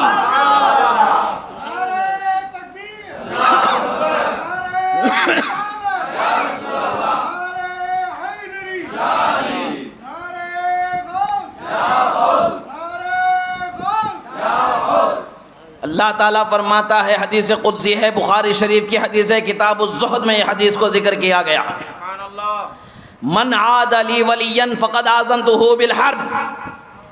جو میرے ولی سے عداوت کرتا ہے میں اس کے خلاف جنگ کا اعلان کرتا ہوں. تو اس کا مفہوم مخالف کیا ہے؟ جو میرے ولی سے محبت کرتا ہے میں اس پر رحمتوں کا انعام کرتا ہوں. تو پھر رحمتوں کے انعام میں سے ایک یہ ہے کہ ولی کے دل میں جگہ ہو تو اس کا حصہ ہمیں مل جائے. یہ حدیث بھی اس قول ولی کی تائید کرتی ہے جو ولی کے دل میں جگہ بنانے کا انہوں نے فرمایا ہے. وہ نظر نورانی سے انہوں نے دیکھ لیا ہوگا، کسی اللہ والے کے قلب مبارک پر نظر پڑ گئی ہوگی، اس قلب مبارک میں کسی اس کے چاہنے والے کی جگہ جو میسر ہے اس جگہ پر بھی دیکھا ہوگا. انوار و تجلیات کا نزول جب ہو رہا ہے اس نزول کو بھی دیکھا ہوگا، اس خوش قسمت پر اس کا حصہ برستا ہوا دیکھا ہوگا. تبھی تو فرمایا کہ لوگوں ولیوں کے دل میں جگہ بنانے والے ہو جاؤ تو کامیاب ہو جاؤ گے. نعرہ تکبیر، نعرہ رسالت، نعرہ حیدری، نعرہ غوث. حضرت سید جمال الدین صاحب کا دامن. رسول اللہ صلی اللہ علیہ وسلم نے اپنے اہل بیت کے حق میں فرمایا: انا حرب لمن حاربتم وسلم لمن سالمتم. انا حرب لمن حاربکم وسلم لمن سالمکم. یہ دونوں طریقے سے روایتیں ہیں. انا حرب لمن حاربتم، انا سلم لمن سالمتم، انا حرب لمن حاربکم، انا سلم لمن سالمکم. یہ دونوں طریقے سے روایت ہے. اے میرے پیارے گھر والوں، اے علی و فاطمہ و حسن و حسین سن لو، میں ان سے جنگ کروں گا جن سے تم جنگ کرو گے. میں ان کے خلاف اعلان جنگ کروں گا، یعنی اسے رحمتوں سے دور کر دوں گا جو جس سے تم دور کر دو گے، اور میں اسے رحمتوں کے قریب کر دوں گا جسے تم قریب کر لو گے. اسی کو حضرت صدیق اکبر نے فرمایا: ارقبوا محمدا فی اہل بیتہ. رسول اللہ کا قرب، رحمتوں کا حصہ پانا چاہتے ہو تو اہل بیت کی محبت کے دروازے سے گزر جاؤ. اس دروازے سے گزرو گے تو رحمتیں، برکتیں، نعمتیں تمہیں مل جائیں گی. وہ نعمتیں اللہ تبارک و تعالیٰ نے عطا فرمایا ہے. یقیناً اللہ کے ولیوں کی یہ شان ہے. حدیث مبارکہ ہے، اللہ کے رسول صلی اللہ تعالیٰ علیہ وسلم نے فرمایا، طبرانی شریف کی حدیث ہے، مسند بزار میں حدیث ہے، بیہقی میں حدیث ہے، مصنف ابن ابی شیبہ میں حدیث ہے، اسی طریقے سے مسند ابو یعلا میں حدیث مبارکہ ہے. حدیث کیا ہے؟ اللہ کے رسول صلی اللہ علیہ وسلم فرماتے ہیں: جب تم پریشان حال ہو، جب تمہارا کسی جگہ سے ایسی جگہ سے گزر ہو، یا تم ایسی جگہ ہو جہاں کوئی تمہارا غمخوار نہیں ہے، جہاں کوئی تمہارا پرسان حال نہیں ہے، اس وقت پر تمہاری کوئی چیز گم ہو گئی ہے، اس وقت پر تم یہ پکارو: یا عباد اللہ اغیثونی اعینونی، یا عباد اللہ اغیثونی اعینونی. او کما قال، فرماتے ہیں: اے اللہ کے بندو میری مدد کو پہنچو، اے اللہ کے بندو میری مدد فرماؤ.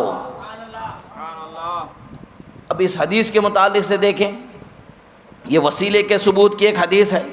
اب ہم اگر کسی ولی سے مدد مانگتے ہیں تو اس حدیث کی روشنی میں مدد مانگتے ہیں. اس حدیث کی روشنی میں مدد مانگتے ہیں. اس حدیث کی روشنی، اب کلام کرنے والوں نے تو کلام کیا، روایتیں مختلف طرق سے ہیں. مختلف طرق کے ساتھ ساتھ مسند ابو یعلا میں اور مسند بزار میں بھی یہ روایت ہے کہ حضرت عبداللہ ابن مسعود سے بھی ہے، حضرت عبداللہ ابن عباس سے بھی ہے. امام طبرانی نے تو فرمایا وقد جربا، فرماتے ہیں کہ ہم نے اسے بار بار آزمایا ہے، ایک بار نہیں بار بار آزمایا ہے. وہ امام طبرانی نے آزمایا ہے وہ حق ہے، مگر آج تک کا غوث اعظم کا ہر دیوانہ آزما رہا ہے. جب بھی مشکلیں آتی ہے یا غوث المدد کہتا ہے مشکلیں ٹل جاتی ہے. نعرہ تکبیر، نعرہ تکبیر، نعرہ رسالت، نعرہ حیدری، نعرہ غوث، نعرہ غوث. اس حدیث کو، مسند بزار کی حدیث کو، حضرت عبداللہ ابن مسعود کی حدیث کی سند کو نقاد زمانہ جسے کہا جائے، ہمارا تو اس پر کوئی اعتبار ہی نہیں ہے، وہ ہمارے لیے کوئی اعتماد کی حیثیت نہیں رکھتا. جو اس پر اعتماد رکھتے ہیں، جو اس کو امام بخاری سے بڑا تصور کرتے ہیں، حال یہ ہے کہ امام بخاری کی حدیث کو بھی یہ صحیح کہے تو صحیح مانیں گے، یہ ضعیف کہے تو ضعیف مان لیں گے. البانی جس کا نام ہے سلسلۃ احادیث صحیحہ، سلسلۃ احادیث ضعیفہ، اس نے کتاب لکھا ہے. اس میں اتنے تناقضات اس کے ہیں، اتنے تناقضات ہیں کہ ہزاروں اس کے اندر غلطیاں موجود ہیں. پھر بھی وہ ان کا امام و پیشوا و مقتدا ہے.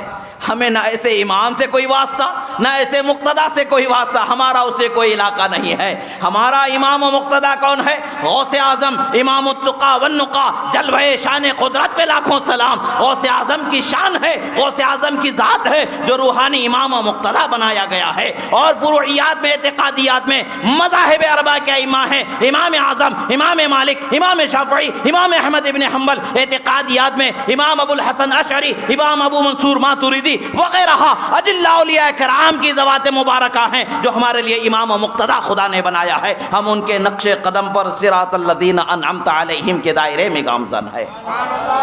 یہ اپنی جگہ پر ہے، مگر اس نقاد زمانہ بلکہ بدماش زمانہ، اس نے اس حدیث کی سند کو حسن کہا ہے.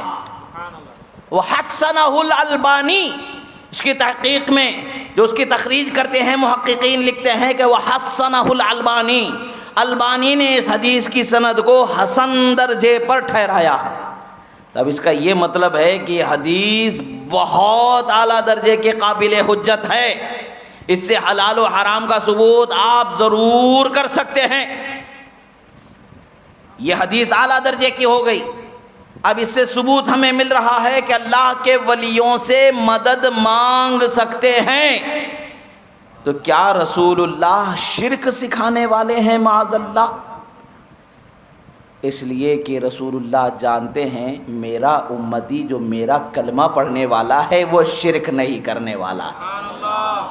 سرکار نے فرمایا کہ میں تم پر اس کا خوف نہیں کرتا ہوں کہ تم شرک کر جاؤ گے. یعنی ہمیں معلوم ہے وہ خالق ہے، یہ اس کے بندے ہیں. ولی اس کا بندہ ہے، ولی کا خالق خدا ہے. ہم خدا اسی کو مانتے ہیں. وہ ہر عیب سے پاک ہے، وہ حلول سے پاک، اتحاد سے پاک. اللہ تبارک و تعالیٰ نہ کسی کے جسم میں اتر سکتا ہے، نہ کوئی اس کے جسم میں گھسنے والی بات کا تصور کر سکتا ہے. ان تمام چیزیں سے، عوارضات جسمانیہ سے اور مخلوقی تمام اوصاف سے اللہ تبارک و تعالیٰ پاک و صاف ہے. اللہ تعالیٰ ہر عیب سے منزہ ہے، جسم اور جسمانیت سے پاک ہے، مکان و مکانیت سے پاک ہے. یہ اللہ تبارک و تعالیٰ کی شان ہے. وہ خالق ہے، خالق کائنات ہے. یہ ہمارا عقیدہ ہے. ہم جب بھی کسی ولی سے مدد مانگتے ہیں تو یہ ہمارا عقیدہ ہوتا ہے کہ جیسا آنکھ بند کرنا کھولنا اللہ نے ہماری طاقت میں رکھا ہے، ویسے ہی ہماری اس مشکل کو آسان کرنا ان کے دستے قدرت میں اللہ نے رکھا ہے. یعنی ان کی ذات کی برکت سے، ان کی توجہ سے، ان کی نورانیت، ان کے اوپر اترنے والے رحمت و برکات کے صدقے میں اللہ تبارک و تعالی حقیقت میں اس مشکل کو ٹال دیتا ہے۔ وہ مشکلیں تو ٹلتی خدا کی مرضی سے ہی ہے۔ مومن جب ان سے مانگ رہا ہے تو اس کی دلیل یہ ہے کہ وہ خدا کی مرضی کے بغیر میری مدد کرنے والے ہیں، یہ اس کا عقیدہ نہیں ہے۔ خدا نہیں کر سکتا، یہ کرنے والے ہیں، یہ اس کا عقیدہ نہیں ہے۔ مومن کا عقیدہ یہی ہوتا ہے، میں گنہگار، خطا کار، سیاہ کار، مگر آیا تمہارے در پر ہوں اللہ کے ولی، آپ دعا فرما دے، روحانی طور پر دعا فرما دے۔ سوال یہ ہوتا ہے کہ کیا روح بھی دعا کرتی ہے؟ بے شک روح دعا کرتی ہے۔ اب پھر دلیل کا مخمصہ لوگوں پر تیار رہتا ہے۔ سرکار نے فرمایا جب تم قبرستان جاؤ تو سلام کرو، سلام کرنے کا فرمان سرکار نے فرمایا۔ سلام کا جواب ہوتا ہے کہ نہیں ہوتا ہے؟ اور روح ہمارا جواب دیتی ہے، بلکہ روح جواب دیتی تو دیتی ہی ہے، قبر والا ہمیں 40 قدم دور سے بھی پہچان لیتا ہے کہ کون آ رہا ہے۔ تو جب یہ عام مردے کی یہ شان ہے تو پھر اللہ کے ولی کی کیا شان ہوگی کہ الٹی ہی چال چلتے ہیں دیوانگان عشق، نگاہوں کو بند کرتے ہیں دیدار کے لیے، لوح محفوظ کی تحریر جن کے پیش نکاح فرما دے، اتقوا فراست المؤمن کا مظہر جن ذوات مبارکہ کو بنا دے۔ ان اولیاء کی شان و عظمت کا ہم کیا اندازہ لگا سکتے ہیں؟ ہمارا عقیدہ یہی ہے کہ وہ وسیلہ ہیں اور اللہ تعالیٰ ان کا ہمارے لیے وسیلہ قبول فرماتا ہے۔ ہم انہیں وسیلہ بنا کر کے دعا کرتے ہیں، اللہ قبول فرماتا ہے۔ انہیں خدا سمجھ کر کے ان سے مدد، اب یا غوث المدد بولنے کا یہ مطلب نہیں کہ غوث آپ خدائے مدد کرو معاذ اللہ، یعنی اے غوث پاک آپ کو جو آپ کے نام کی برکت خدا نے بخشی ہے، اپنے مرید پر نظر رحمت کی توجہ کرنے کی جو شان خدا نے بخشی ہے۔ غوث اعظم فرماتے میں مشرق میں ہوں میرا مرید مغرب میں ہے، یا میں مغرب میں ہوں میرا مرید مشرق میں ہے، اس کی ستر بے ستری ہو جائے تو میں اس کی ستر پوشی کر دیتا ہوں۔ پیر سے اگر کپڑا ہٹ جائے تو غوث اعظم اس کپڑے کو سیدھا کر دیتے، یعنی اسے بے عزت و رسوا ہونے نہیں دیتے۔ غوث اعظم کے متعلق سے فرمایا گیا کہ جیسے آسمان ہمارے سر پر سایہ فگن ہے، غوث اعظم کی حمایت کا دست مبارک بھی ایسے ہی ہم پر سایہ فگن ہے، یعنی ان کی مدد سے ان کا چاہنے والا رسوا نہیں ہوتا ہے، وہ ضرور ملتی ہے۔ غلام دستگیر پریشان امی ماند، اگر ماند شب ماند دیگر نہ ماند۔ اور میں غلام دستگیر پریشان نہیں ہو سکتا، اگر ہوگا بہت ہوگا تو ایک شب ہوگا، ایک رات ہوگا بس، اب پریشانی بڑھ نہیں سکتی۔ شرط کیا ہے؟ حضرت اورنگزیب کو یاد کرنا ہے کہ عقیدت یقین وہ ہو کہ مانگو تو ہوگا ہی عطا، وہ عطا ہونا ہی ہے۔ اور اللہ نے فرما دیا کہ میں میرے بندے کے جیسا گمان ہوتا ہے اس کے ساتھ ویسا ہی گمان فرماتا ہوں۔ وہ اللہ کی کرم کرنے ہے، مہربانی ہے، رحمت ہے جو ہمیں مل جاتا ہے۔ اولیاء کرام بالخصوص آج ہم جس ہستی کی بارگاہ میں خراج عقیدت پیش کرنے کے لیے آئے، حضرت قطب بیگن پلی قطب اولیاء کے مقامات میں سے ایک وہ مقام ہے کہ جو بے حساب ولیوں پر سرداری کرنے والا ہوتا، اس علاقے، اس کا ایک علاقہ ہوتا ہے، ایک دائرہ ہوتا ہے، اس دائرے میں کوئی بھی ولی اس وقت تک ولی نہیں بنایا جائے گا جب تک کہ ان کی بارگاہ سے اسے فیض نہیں ملے گا، یعنی ان کی اجازت سے ہی وہ ولی بنایا جاتا ہے، اسے قطب کہتے ہیں۔ پھر قطب میں پھر اور قطب ہوتے ہیں، قطب الاقطاب جسے کہا جاتا ہے، قطبوں پر بھی پھر ایک اور بڑا درجہ رکھنے والے ولی ہوتے ہیں جسے قطب الاقطاب کہا جاتا ہے۔ یہ درجے ہیں اولیاء اللہ کے جو راہ سلوک پر گامزن ہے، یا اولیاء کے تصرفات اور ان کی کرامات اور ان کے مقامات کی تصریحات جو بزرگوں نے بیان فرما دی ہیں، ان کتابوں سے دیکھیں گے احادیث مبارکہ کی روشنی میں تو ہمیں اس کا فرق و امتیاز مختصر طریقے سے اپنی سمجھ کے موافق مل سکتا ہے، مگر حقیقت میں آگہی نہیں ہو سکتی ہے کہ یہ حال سے تعلق رکھنے والا مقام ہے، قال سے تعلق رکھنے والا مقام نہیں ہے۔ یہ مشاہدے سے تعلق رکھنے والی چیز ہے، سن کر کے پڑھ کر کے سمجھنے والی چیز نہیں ہے، دیکھنے سے تعلق رکھنے والی چیز ہے۔ بہرحال آپ کا وہ مقام و مرتبہ اللہ تبارک و تعالیٰ نے بخشا کہ آپ زمانے میں علاقے کے ولیوں پر سرداری کرنے والے ولی تھے، یہی وجہ ہے کہ آپ کو قطب الاقطاب کہا جاتا۔ ولی کے لیے کرامت ظاہر ہو تبھی ولی ہوگا، ورنہ ولی نہیں ہوگا، ایسا نہیں ہے۔ ولی اپنی ولایت کو چھپاتا ہے، دکھانا پسند نہیں کرتا۔ کبھی اللہ کی مرضی ہوتی ہے تو کرامت کو دکھا دیتے ہیں۔ اب جس کی کرامت ظاہر ہوئی وہی ولی ہے، جس کی کرامت ظاہر نہیں ہوئی ہے وہ ولی نہیں، یہ تصور نہیں کر سکتے۔ ولایت یہ راز والا مقام ہے جو خدا اور بندے کے درمیان ہے۔ کبھی خدا اس بندے کی عظمت کو ظاہر کرنے کے لیے ظاہر کر دیتا ہے، کرامتوں کو ظاہر کرنے کا حکم ہوتا ہے تو ہو جاتی ہیں کرامتیں ظاہر، ورنہ سب سے بڑی کرامت تو یہی ہے کہ وہ تمہیں خدا سے دور ہونے نہیں دیتے ہیں۔ خدا کے قول سے، قرآن سے، شریعت سے تمہیں دور نہیں ہونے دیتے ہیں، استقامت پر رہتے، خدا و رسول کے احکام شریعت پر وہ مستقیم رہتے ہیں، وہی ان کی سب سے بڑی کرامت ہے۔ اب ولی کو یہ بولنا ہے میں اللہ کا ولی، وہ تو کبھی بولے گا ہی نہیں۔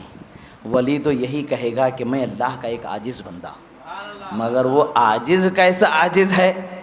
رستم و سہراب کی جو طاقت و قوت کے چرچے زمانے میں ہیں، وہ تو ان کی غلامی و درباری کرنے والے کتوں کی برابری نہیں ہو سکتی۔ وہ کیا دبے جس پہ حمایت کا ہو پنجہ تیرا، شیر کو خطرے میں لاتا نہیں کتا تیرا۔ دروازے پر پلنے والا، ٹکڑوں پر پلنے والے کتے کی برابری جب شیر نہیں کر سکتا ہے تو ان کے مقام و مرتبے کا اندازہ کوئی اور کیا لگا سکتا ہے؟ بہرحال اولیاء اکرام میں اللہ تبارک و تعالیٰ نے درجات مقرر فرمائے ہیں، ان درجات کے اعتبار سے درجات الگ الگ تفویض ہوتے ہیں۔ ولی اپنی ولایت کو چھپاتے ہیں، ظاہر نہیں کرتے۔ بعض ولی ہوتے ہیں کہ جن کی کرامتوں کو اللہ تعالیٰ ظاہر فرماتے تھے۔ کتنے ایسے ولی ہیں جن کو ہم جانتے ہی نہیں ہیں، مگر وہ ہیں۔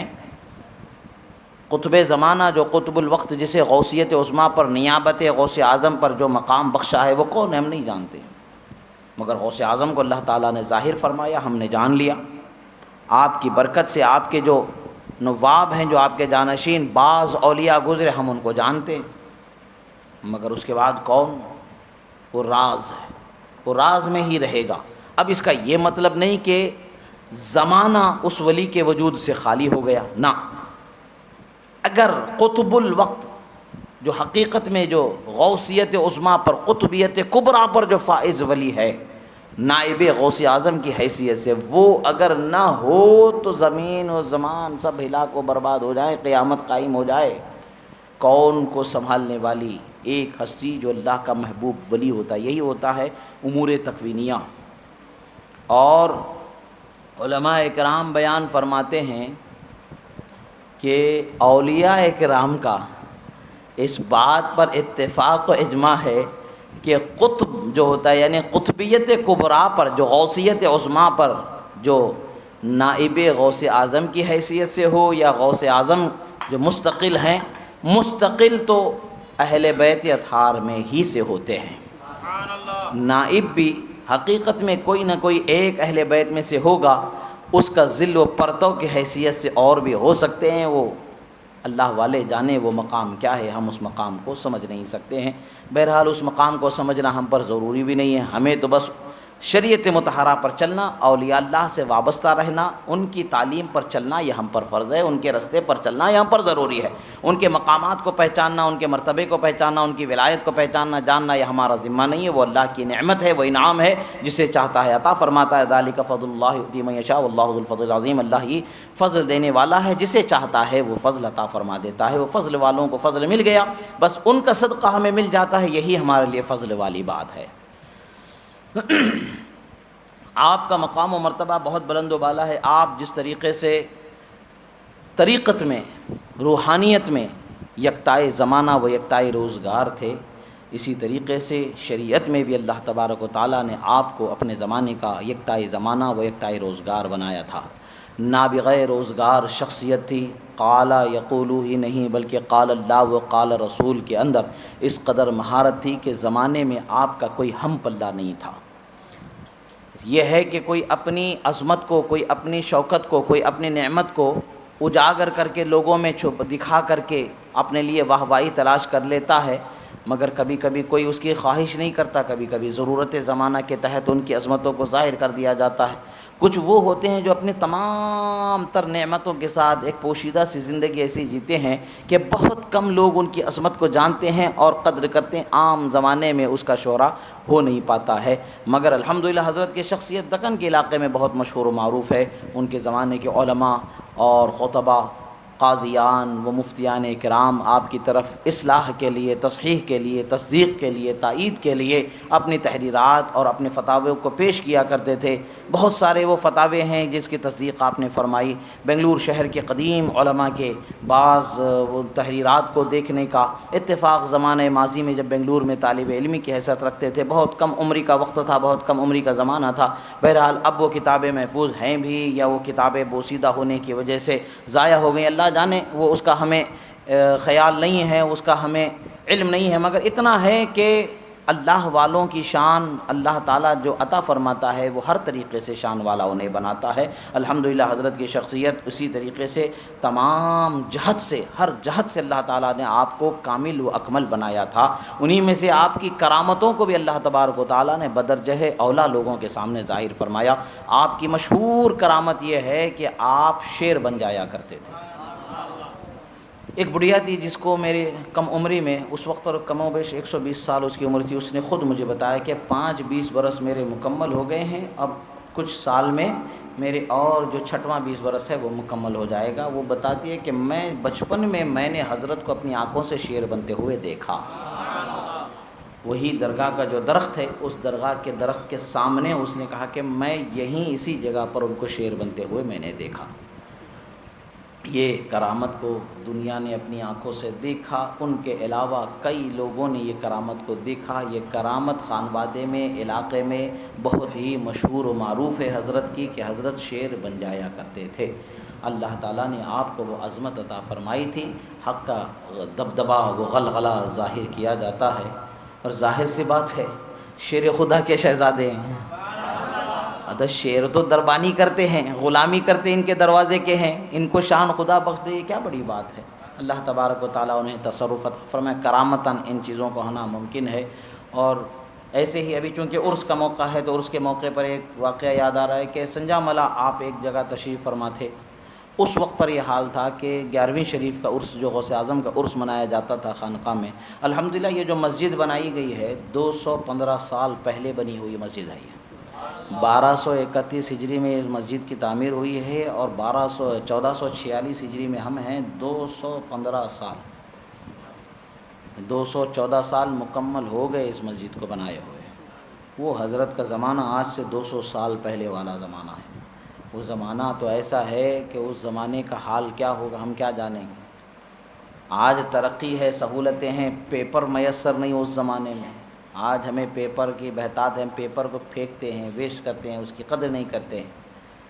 مگر اس زمانے میں لکھنے کے لیے ایک پیپر مل جانا بڑی قیمتی بات ہوتی تھی۔ پیپروں کو گھروں میں بنایا جاتا تھا، علاقوں میں بنایا جاتا تھا۔ آج پیپر مل ہیں، اس زمانے میں پیپر مل بھی نہیں ہوتے۔ پیپر بھی بہت قیمتی ملتا، جیسے نوٹ آج ہمارے پاس قیمتی ہے، نوٹ کا پیپر جیسے قیمتی ہے، اس زمانے میں کتاب لکھنے کے لیے پیپر قیمتی ہوا کرتا تھا۔ 200-250 سال پہلے کا زمانہ ہے تو اس زمانے کا حال کیا ہوگا۔ اس وقت پر آنے جانے کے بھی حال کیا ہیں، پیدل آؤ یا بیل گاڑی پر آؤ یا گھوڑے پر آؤ، دوسرا راستہ نہیں تھا۔ حضرت علاقے میں واعظ و تبلیغ کے لیے تشریف لے گئے تھے، دینی تربیت کے لیے تشریف لے گئے تھے۔ عرس کے دن قریب تھے۔ اب جو مرید ہیں وہ پریشان ہیں کہ بے عرس کی تیاریاں ہو رہی ہیں، سب کچھ ہو رہا ہے کہ حضرت ابھی یہاں تشریف فرمائیں۔ سوچے کہ صبح نکل جائیں گے، اب صبح نہیں نکلے، 10 بجے 11 بجے، وقت گزرتا جا رہا ہے، 1 پہر 2 پہر 3 پہر 4 پہر ہو گئے، اب مغرب بھی ہو گئی۔ اب وہ پریشان ہو گیا کہ تقریباً 40-50 کلومیٹر کا جو فاصلہ ہے آدھے 1 گھنٹے میں تو طے نہیں ہو سکتا ہے، اور رات گئے تک کہ حضرت کے آنے تک کے انتظار تو ہو نہیں سکتا ہے، اور پھر رات کے اندھیرے میں چراغ جلا کر کے لالٹین لے کر کے بیل گاڑی میں تو کوئی سفر کر نہیں سکتا ہے۔ آج تو لائٹ ڈال کے سفر کر لیتے ہیں، پلین بھی اڑتا ہے تو لائٹ ڈال کے اڑتا ہے، تو اس زمانے میں بیل گاڑی چلانے کے لیے لائٹ میسر نہیں تھی۔ لالٹین لے کر کے نکلیں گا، کیا نظر آئیں گا بیلوں کو، کیا وہ سفر ہوگا، کیسے گزرے گا۔ دن میں جو 1 گھنٹے میں ہوتا ہے رات میں وہ 2 گھنٹے لگ جائیں گے، یہ کیسے پہنچیں گے، حیران ہوا۔ آخر کار صبر ضبط جواب دے گیا، کیا حضرت صاحب عرس ہے، آپ یہاں ہیں، درگاہ میں پہنچیں گے کیسے؟ کیسے جائیں گے؟ کہ آپ جانا نہیں چاہتے ہیں؟ بولے جائیں گے، جانا ہے جائیں گے۔ بولے پہنچیں گے کیسے؟ بولے تم کیوں فکر کر رہے ہو؟ کہا کہ میں بھی تو جانا چاہتا ہوں آپ کے ساتھ، میں آپ کے ساتھ جانا چاہتا ہوں۔ حضرت نے فرمایا اچھا جانا چاہتا ہے میرے ساتھ؟ بولے ٹھیک ہے، آنکھ بند کر لو۔ جیسے ہی آنکھ بند کیا اس کے بعد کہا کھولو آنکھ، کھولے تو درگاہ میں دونوں نظر، درگاہ میں تشریف فرما ہے اور صندل تیار ہے۔ پھر آپ نے عرس پورا فرمایا، غوث اعظم کی بارگاہ میں خراج عقیدت پیش فرمایا۔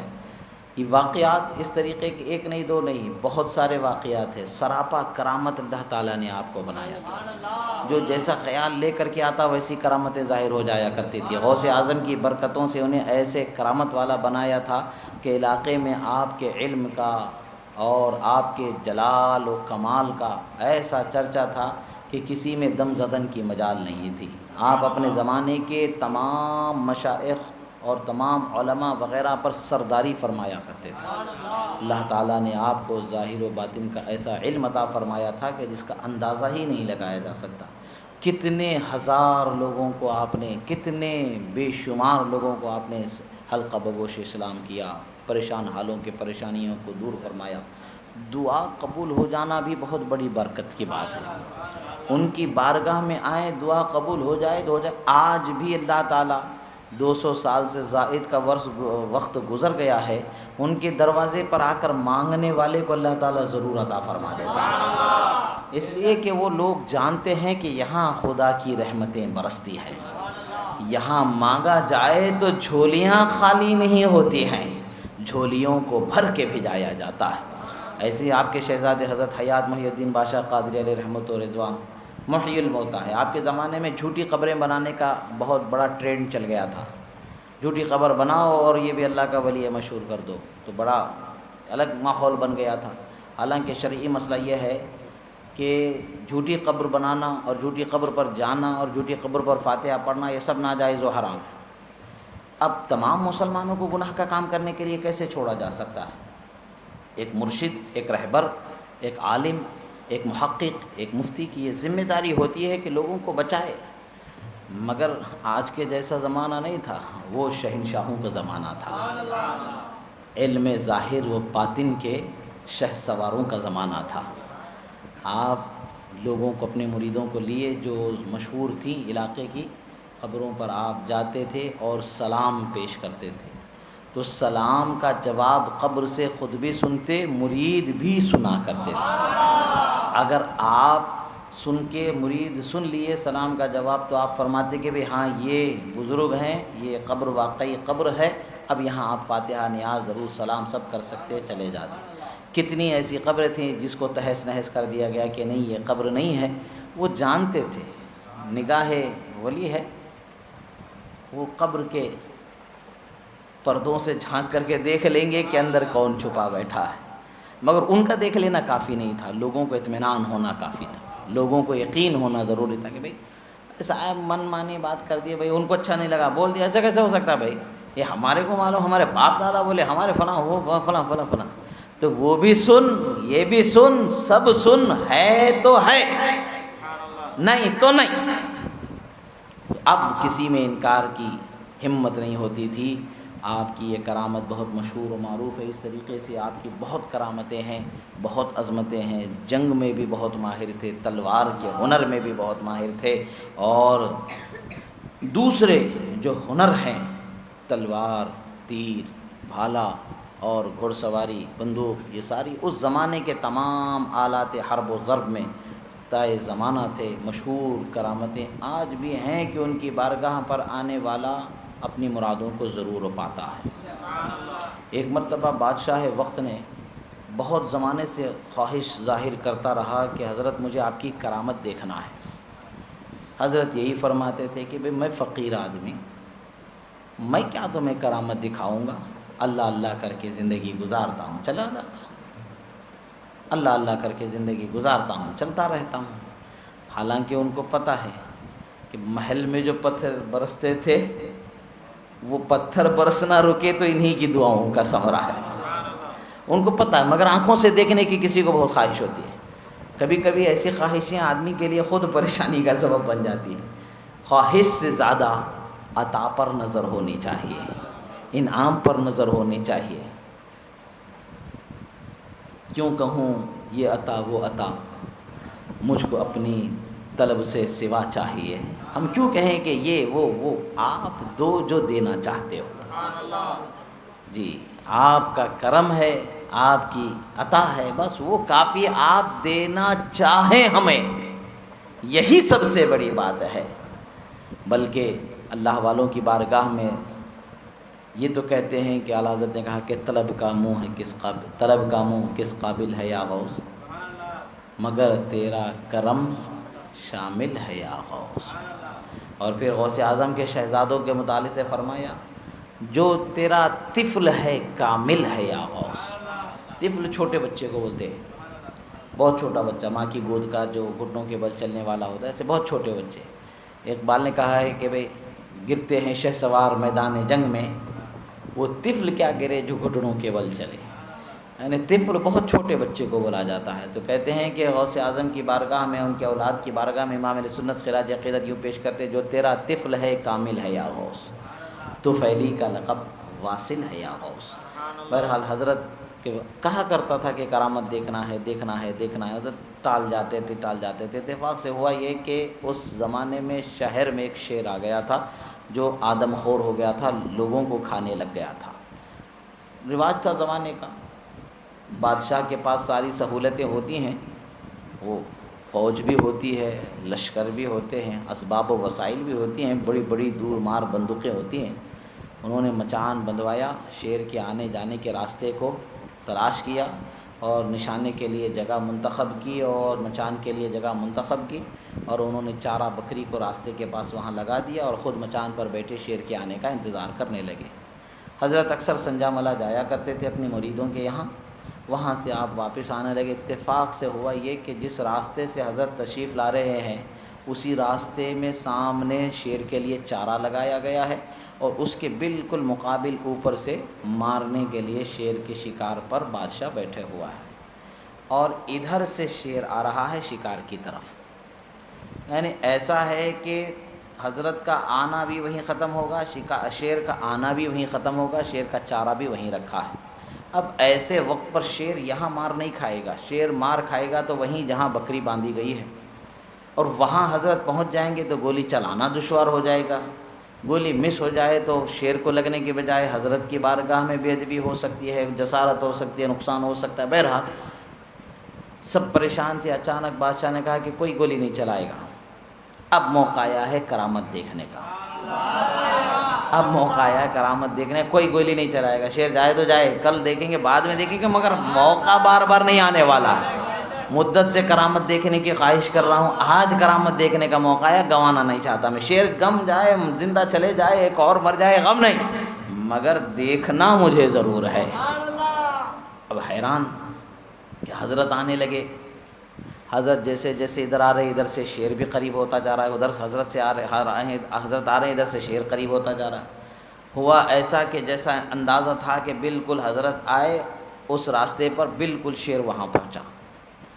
اب ہونا تو یہ چاہیے تھا کہ آدم خور کسی آدمی کو دیکھ لیتا ہے تو نہ وہ گائے کا شکار کرتا ہے، نہ بکری کا، نہ ہرن کا، نہ کسی اور کا، وہ انسان کو ہی شکار بناتا ہے، فطرت ہے اس کی۔ سب سے آسان شکار اس کے لیے انسان ہے، وہ انسان پر ہی حملہ کرتا ہے۔ مگر بادشاہ نے بھی دیکھا، بادشاہ کے لوگوں نے بھی دیکھا، فوجیوں نے بھی دیکھا کہ شیر حملہ کرنا تو دور، حضرت کے قدموں پر سر ملتا نظر آ رہا ہے، قدموں پر سر ملتا نظر آ رہا ہے۔ تو حضرت نے اونچی آواز سے فرمایا کہ بھائی کیوں آیا ہے یہاں پر، کیا کام ہے تیرے یہاں آنے کا، کیا غذا تجھے جنگل میں کم پڑ گئی تھی جو یہاں آیا ہے؟ دیکھتا نہیں کہ تیرے مارنے کا انتظام کر لیا گیا ہے، اب واپس جا، غذا جنگل میں تلاش کر، پھر دوبارہ یہاں مت آنا۔ یہ حضرت کے کلمات کا مفہوم ہے جو روایتوں میں راویوں نے جو بتایا ہے، ان کلمات کا نچوڑ ہے۔ یعنی حضرت نے کہا کہ جا جنگل میں واپس مت آنا، کیا تجھے جنگل میں جگہ نہیں ہے، غذا نہیں ہے جو یہاں آ گیا؟ تجھے تیرے مارنے کا انتظام مکمل ہو گیا ہے۔ اور شیر دنیا جانتی ہے کہ انسان کی بولی سمجھتا ہے گا، انسان کی بولی نہیں سمجھتا ہے عام، مگر اللہ کے ولی کی بات وہ سمجھتا ہے۔ اللہ کا ولی جب بولتا ہے تو جنگل کا شیر بھی سنتا ہے، اور مردہ کفن چیر کر کے سنتا ہے، اور قبر چیر کے جواب دیتا نظر آتا ہے۔ یہ ان کے شہزادے ہیں، غوث اعظم کے شہزادے۔ نعرہ تکبیر، نعرہ رسالت، نعرہ رسالت۔ ٹھوکر لگا کے بوسیدہ قبروں سے مردوں کو زندہ کر دینے والی کرامت جس روشن ضمیر کی ہے، جو غوث اعظم دستگیر کی ہے، ان کا خون جن کی رگوں میں دوڑتا ہے، وہ حضرت جمال الدین پیر کی شخصیت۔ اتنا تو ہوگا ہی، شیر تو سمجھے گا ہی کہ میں آیا کہاں ہوں، کہاں چلے گئے، تو وہ تاریخ ہے اور آج کی تاریخ ہے۔ شیر نے اس گاؤں والوں پر کبھی جنگلی درندے نے حملہ نہیں کیا، جان نہیں گئی، آئے نہیں، یہ کرامت ہے، وہ تاریخ۔ خیر آج زمانے والے کہہ سکتے ہیں کہ بھئی یہ قصے کہانیوں کی بات ہے، تو تم بھی کچھ سال بعد قصے کہانیوں میں گم ہو جاؤ گے۔ جو حقیقت ہے زمانے کے گزرنے سے وہ چھپ نہیں جاتی ہے، زمانہ جتنا گزرے گا حقیقت اتنی نکھرتی چلی جاتی ہے۔ جیسے سورج پر جیسے جیسے دن کا وقت گزرتا جاتا ہے اس کی روشنی نکھرتی چلی جاتی ہے، جیسے جیسے رات کا وقت بڑھتا جاتا ہے، اندھیرا چھٹتا جاتا ہے، روشنی طلوع ہونے لگتی ہے، ایسے ہی اللہ کے ولیوں کی شان کا سورج طلوع ہوتا ہے تو طلوع ہوتا ہی رہتا ہے۔ اور پھر ان کے شہزادے ہیں جنہوں نے فرمایا افلت شموس الاولین وشمسی لا یزال علی الافق او لا تغرب علی الافق، فرماتے ہیں کہ اولیاء اللہ کے بہت سارے ولی ایسے ہیں کہ جن کے سورج طلوع بھی ہوئے غروب بھی ہو گئے، میرا سورج جو طلوع ہوا ہے افق پر طلوع ہی ہے، غروب نہیں ہونے والا ہے۔ قیامت تک کے غوث اعظم کے ولایت کا سورج طلوع ہوا ہے، چمکتا ہے، چمکتا ہے، چمکتا ہی رہے گا۔ اے رضا یوں نہ بلک تو نہ سہی جید تو نہ ہو، سید جید ہر دہر ہے مولا تیرا۔ ہر زمانے کے ولیوں کی سرداری کرنے والی ذات غوث اعظم کی ہے، ان کا شہزادہ، تو اللہ تعالیٰ نے انہیں یہ شان عطا فرمائی۔ آپ کے شہزادوں میں بھی بے حد کرامتوں کو اللہ تبارک و تعالیٰ نے جاری فرمایا۔ کتنی کرامتیں ایسی ہیں، چھوٹی سی بات ہے کہ اللہ تعالیٰ نے فرمایا، قرآن میں ذکر ہے، حضرت خضر علیہ نبینا و علیہ السلام، حضرت موسیٰ علیہ نبینا و علیہ السلام کے زمانے کے واقعات ہیں۔ دو یتیم بچے تھے جن کے دیوار گر گئی تھی، اس دیوار کے نیچے ان کا مال چھپا ہوا تھا، ان کے باپ دادا نے ان کے لیے جو رکھا تھا اس کی حفاظت فرمائی گئی۔ اس کا مقصد کیا ہے، کیوں آخر ان کے مال کی حفاظت کی گئی؟ تو فرمایا گیا کہ ان بچوں کا جو باپ تھا، 7ویں پشت میں وہ باپ تھا، وہ اللہ کا نیک بندہ تھا، اللہ کا ولی تھا۔ 7 پشتوں پہلے ایک ولی گزر جائے خاندان میں تو 7 پشتوں تک حفاظت ہو رہی ہے، تو یہاں تو ہر پشت میں اللہ نے ولی عطا فرمایا، 1 نہیں، 2 نہیں، 3 نہیں، 4 نہیں، 5 نہیں، اللہ تعالیٰ نے جتنی پشتیں مولا علی سے بخشی ہیں اتنی پوچھتے حضرت قطب بیگن پلی کے آباء و اجداد کی ولی در ولی، ولی در ولی، ولی در ولی، بلکہ ولی گر اللہ تعالیٰ نے انہیں بنایا ہے۔ کتنے وہ جو پیاسے ان کی بارگاہ میں آئے اور دولت عرفان سے مالا مال ہوئے، اور جو کہا ہے بے شک حق ہے کہ تیرے میکدے سے پی لے جو شراب غوث اعظم، کھلے اس پہ معرفت کے نئے باب غوث اعظم۔ اور آپ کے شہزادوں کے دروازے سے جنہوں نے مے معرفت کو پیا ہے، ان کے دلوں پر ایسے رحمت و نعمت کے انعامات، عرفانیات کے وہ دروازوں کو گشادہ فرمایا گیا ہے کہ عام لوگ اس کا تصور نہیں کر سکتے ہیں۔ یہ ایک بات نہیں، 2 نہیں، 100 نہیں، ہزاروں ہیں کرامتیں کہ جن کو سینہ بسینہ محفوظ کیا گیا۔ وجہ یہ ہے کہ شہرت کو پسند نہیں کیا گیا، اسے عام کرنا پسند نہیں کیا گیا، مگر زمانے کی ضرورت سے ولیوں کی معرفت سے لوگ دور ہو جائیں تو پھر وہ بھٹکنے لگ جاتے ہیں۔ ان کے بہکنے سے بچانے کے لیے ان کی شان و عظمت کا بیان کرنا ضروری ہوا، تو چند کرامتیں آپ حضرات کے سامنے بیان کی گئی ہیں۔ کبھی موقع در موقع آئے گا تو اور بھی کرامتوں کا بیان ہوگا، اور اللہ نے توفیق بخشی، زندگی بخشی، زبان و فکر میں قوت گویائی اور فکر کی صلاحیت باقی رکھی، ہاتھ میں قلم چلانے کی طاقت باقی رکھی، تو انشاءاللہ تمام سلسلے کے بزرگوں کے حالات کو قلم بند کرنے کی کوشش کی جائے گی، اور آنے والی نسلوں کے لیے ایک نعمت والی چیزیں ویسے تو ہیں متفرق جگہوں پر، الگ الگ جگہوں پر جو قدیم کتابوں میں محفوظ ہیں سب کے واقعات، ایسا نہیں کہ کوئی گمنام زندگی گزارنے والے گمنام شہنشاہ کا تعلق ہے یا گمنام شخصیت کا ہے ایک جگہ پر ملنا دشوار ہے، ایک جگہ پر تسلسل کے ساتھ سلسلے وار اس کو جمع کرنے کی کوشش کریں گے، جو نہیں ہے اس کو بنائیں گے نہیں ہے، جو ہے اسی کو ایک جگہ کر دیں گے تاکہ سمجھنے والے پڑھنے والے کو آسانی ہو جائے۔ کبھی ادھر کبھی ادھر کبھی ادھر کبھی اس جگہ کبھی اس جگہ کبھی اس کتاب میں کبھی اس کتاب میں کبھی اس کتاب میں کچھ ادھر کچھ ادھر کچھ ادھر کچھ ادھر محفوظ ہے، تو سب کو ایک جگہ کر دیں گے تاکہ آنے والی نسلوں کے لیے فائدہ ہو۔ اللہ تعالیٰ سے دعا ہے جو کہا گیا سنا گیا، کہنے میں سننے میں جو غلطی ہوئی اللہ تعالیٰ اسے معاف فرمائے، جو حق و صحیح کہا گیا اللہ تعالیٰ اسے قبول فرمائے، اور اس کے حبیب صلی اللہ تعالیٰ علیہ وسلم کی سچی محبت عطا فرمائے۔ ایک حدیث سنانے کا اصل میں نے ارادہ کیا تھا، وہ حدیث ذہن سے نکل گئی، تو اس حدیث کو سنا کر کے گفتگو کو ختم کر لیتے ہیں۔ جو حدیث میں نے طبرانی شریف کی اور مسند ابو یعلا، مسند بزار، بیہقی، مصنف ابن ابی شیبہ کی سنائی، وہ حدیث بے شک حدیث ہیں، اور اس کی صحت اور اس کے روات اور اس کے طرق پر الحمدللہ اہل سنت کے مستند جید علماء کرام نے سیر حاصل بحث فرمائی ہے، الحمدللہ قابل حجت چیز سے آپ کے سامنے استدلال کیا گیا ہے۔ مگر اس سے ہٹ کر کے ایک بات عرض کرنا چاہیں گے کہ یہ صحاح ستہ میں سے یہ حدیث کی کتابیں نہیں ہیں، یہ حدیث کی کتابیں صحاح ستہ سے جدا حدیث کی کتابیں ہیں۔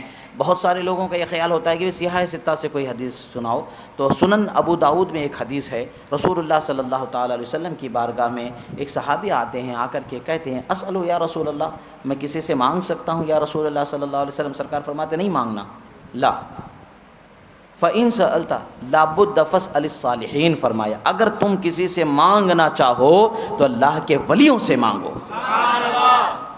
یعنی جو چیز زندگی میں کرنا جائز ان کے حق میں رہی، اسی طریقے سے ان کا وسیلہ بنانا ظاہری زندگی میں جائز تو بعد وصال بھی جائز۔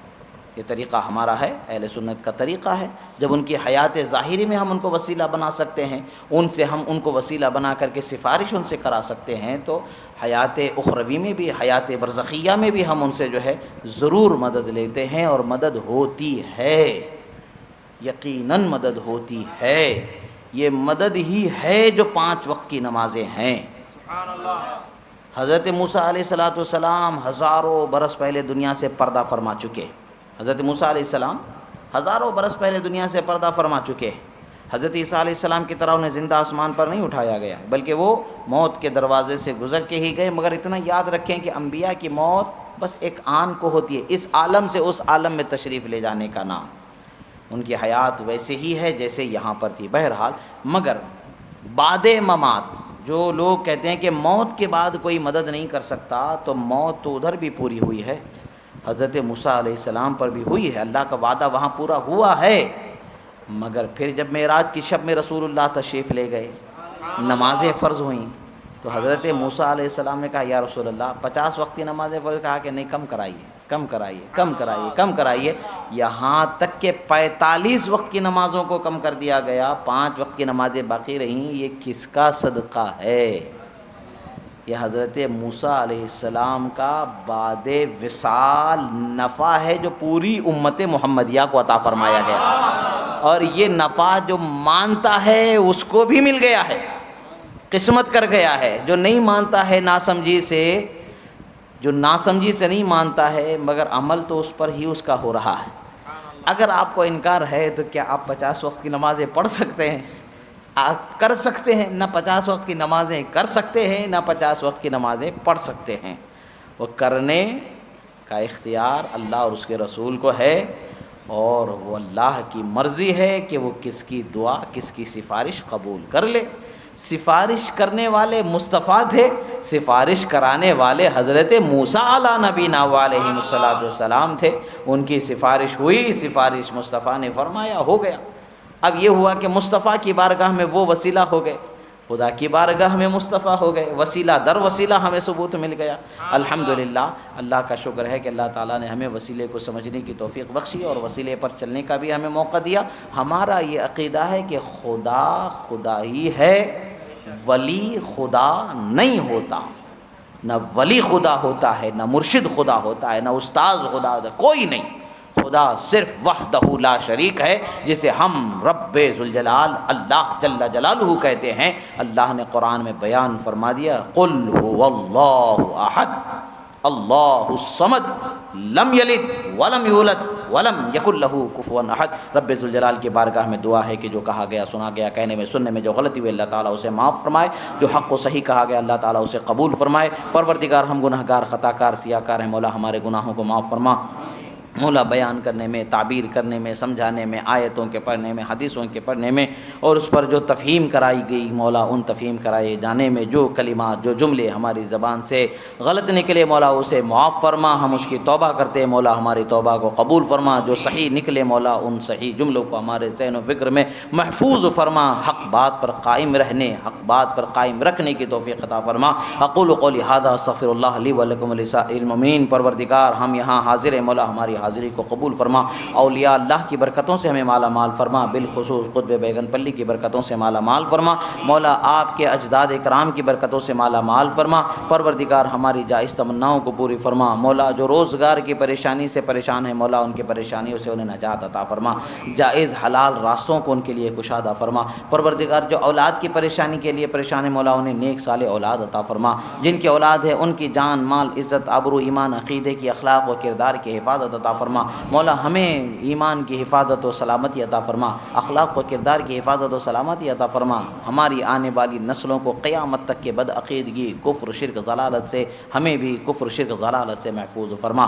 پروردگار ایمان پر سلامتی عطا فرما، ایمان پر خاتمہ عطا فرما، تیرے حبیب کی شفاعت نصیب فرما، قبر میں حشر میں پلسرات میں ہر جگہ تیرے نبی کی حمایت و سہارا عطا فرما، مولا ان کی شفاعت سے اپنی رحمت سے مولا ہمیں جنت میں اعلیٰ مقام عطا فرما۔ جو ہمارے رشتہ دار اہل خانہ اور جو کچھ بھی دنیا سے جو بھی مومنین آج دنیا سے رخصت ہو چکے ہیں مولا ان کی مغفرت فرما، بالخصوص جیلانی بابا گڑھ چرولی والے ان کے فرزند حسین بابا کا انتقال ہو گیا، مولا تعالیٰ ان کی مغفرت فرما، جنت اعلیٰ میں اعلیٰ سے اعلیٰ مقام عطا فرما، مولا ان کے پسماندگان ان کے گھر والوں کو صبر و سکون عطا فرما، مولا ان کے لیے دنیا و آخرت میں اجر و جزا عطا فرما، ان کے چاہنے والوں کو صبر و سکون عطا فرما، اجر و جزا عطا فرما، مولا دنیا و آخرت کی تمام کامیابیوں سے تمام مومنین مومنات کو کامیاب فرما، سرفراز فرما۔ وصلی اللہ تبارک و تعالی علی خیر خلقی ونور عرشی سیدنا محمد وعلی آلہ وصحبہ اجمعین۔ الفاتحہ۔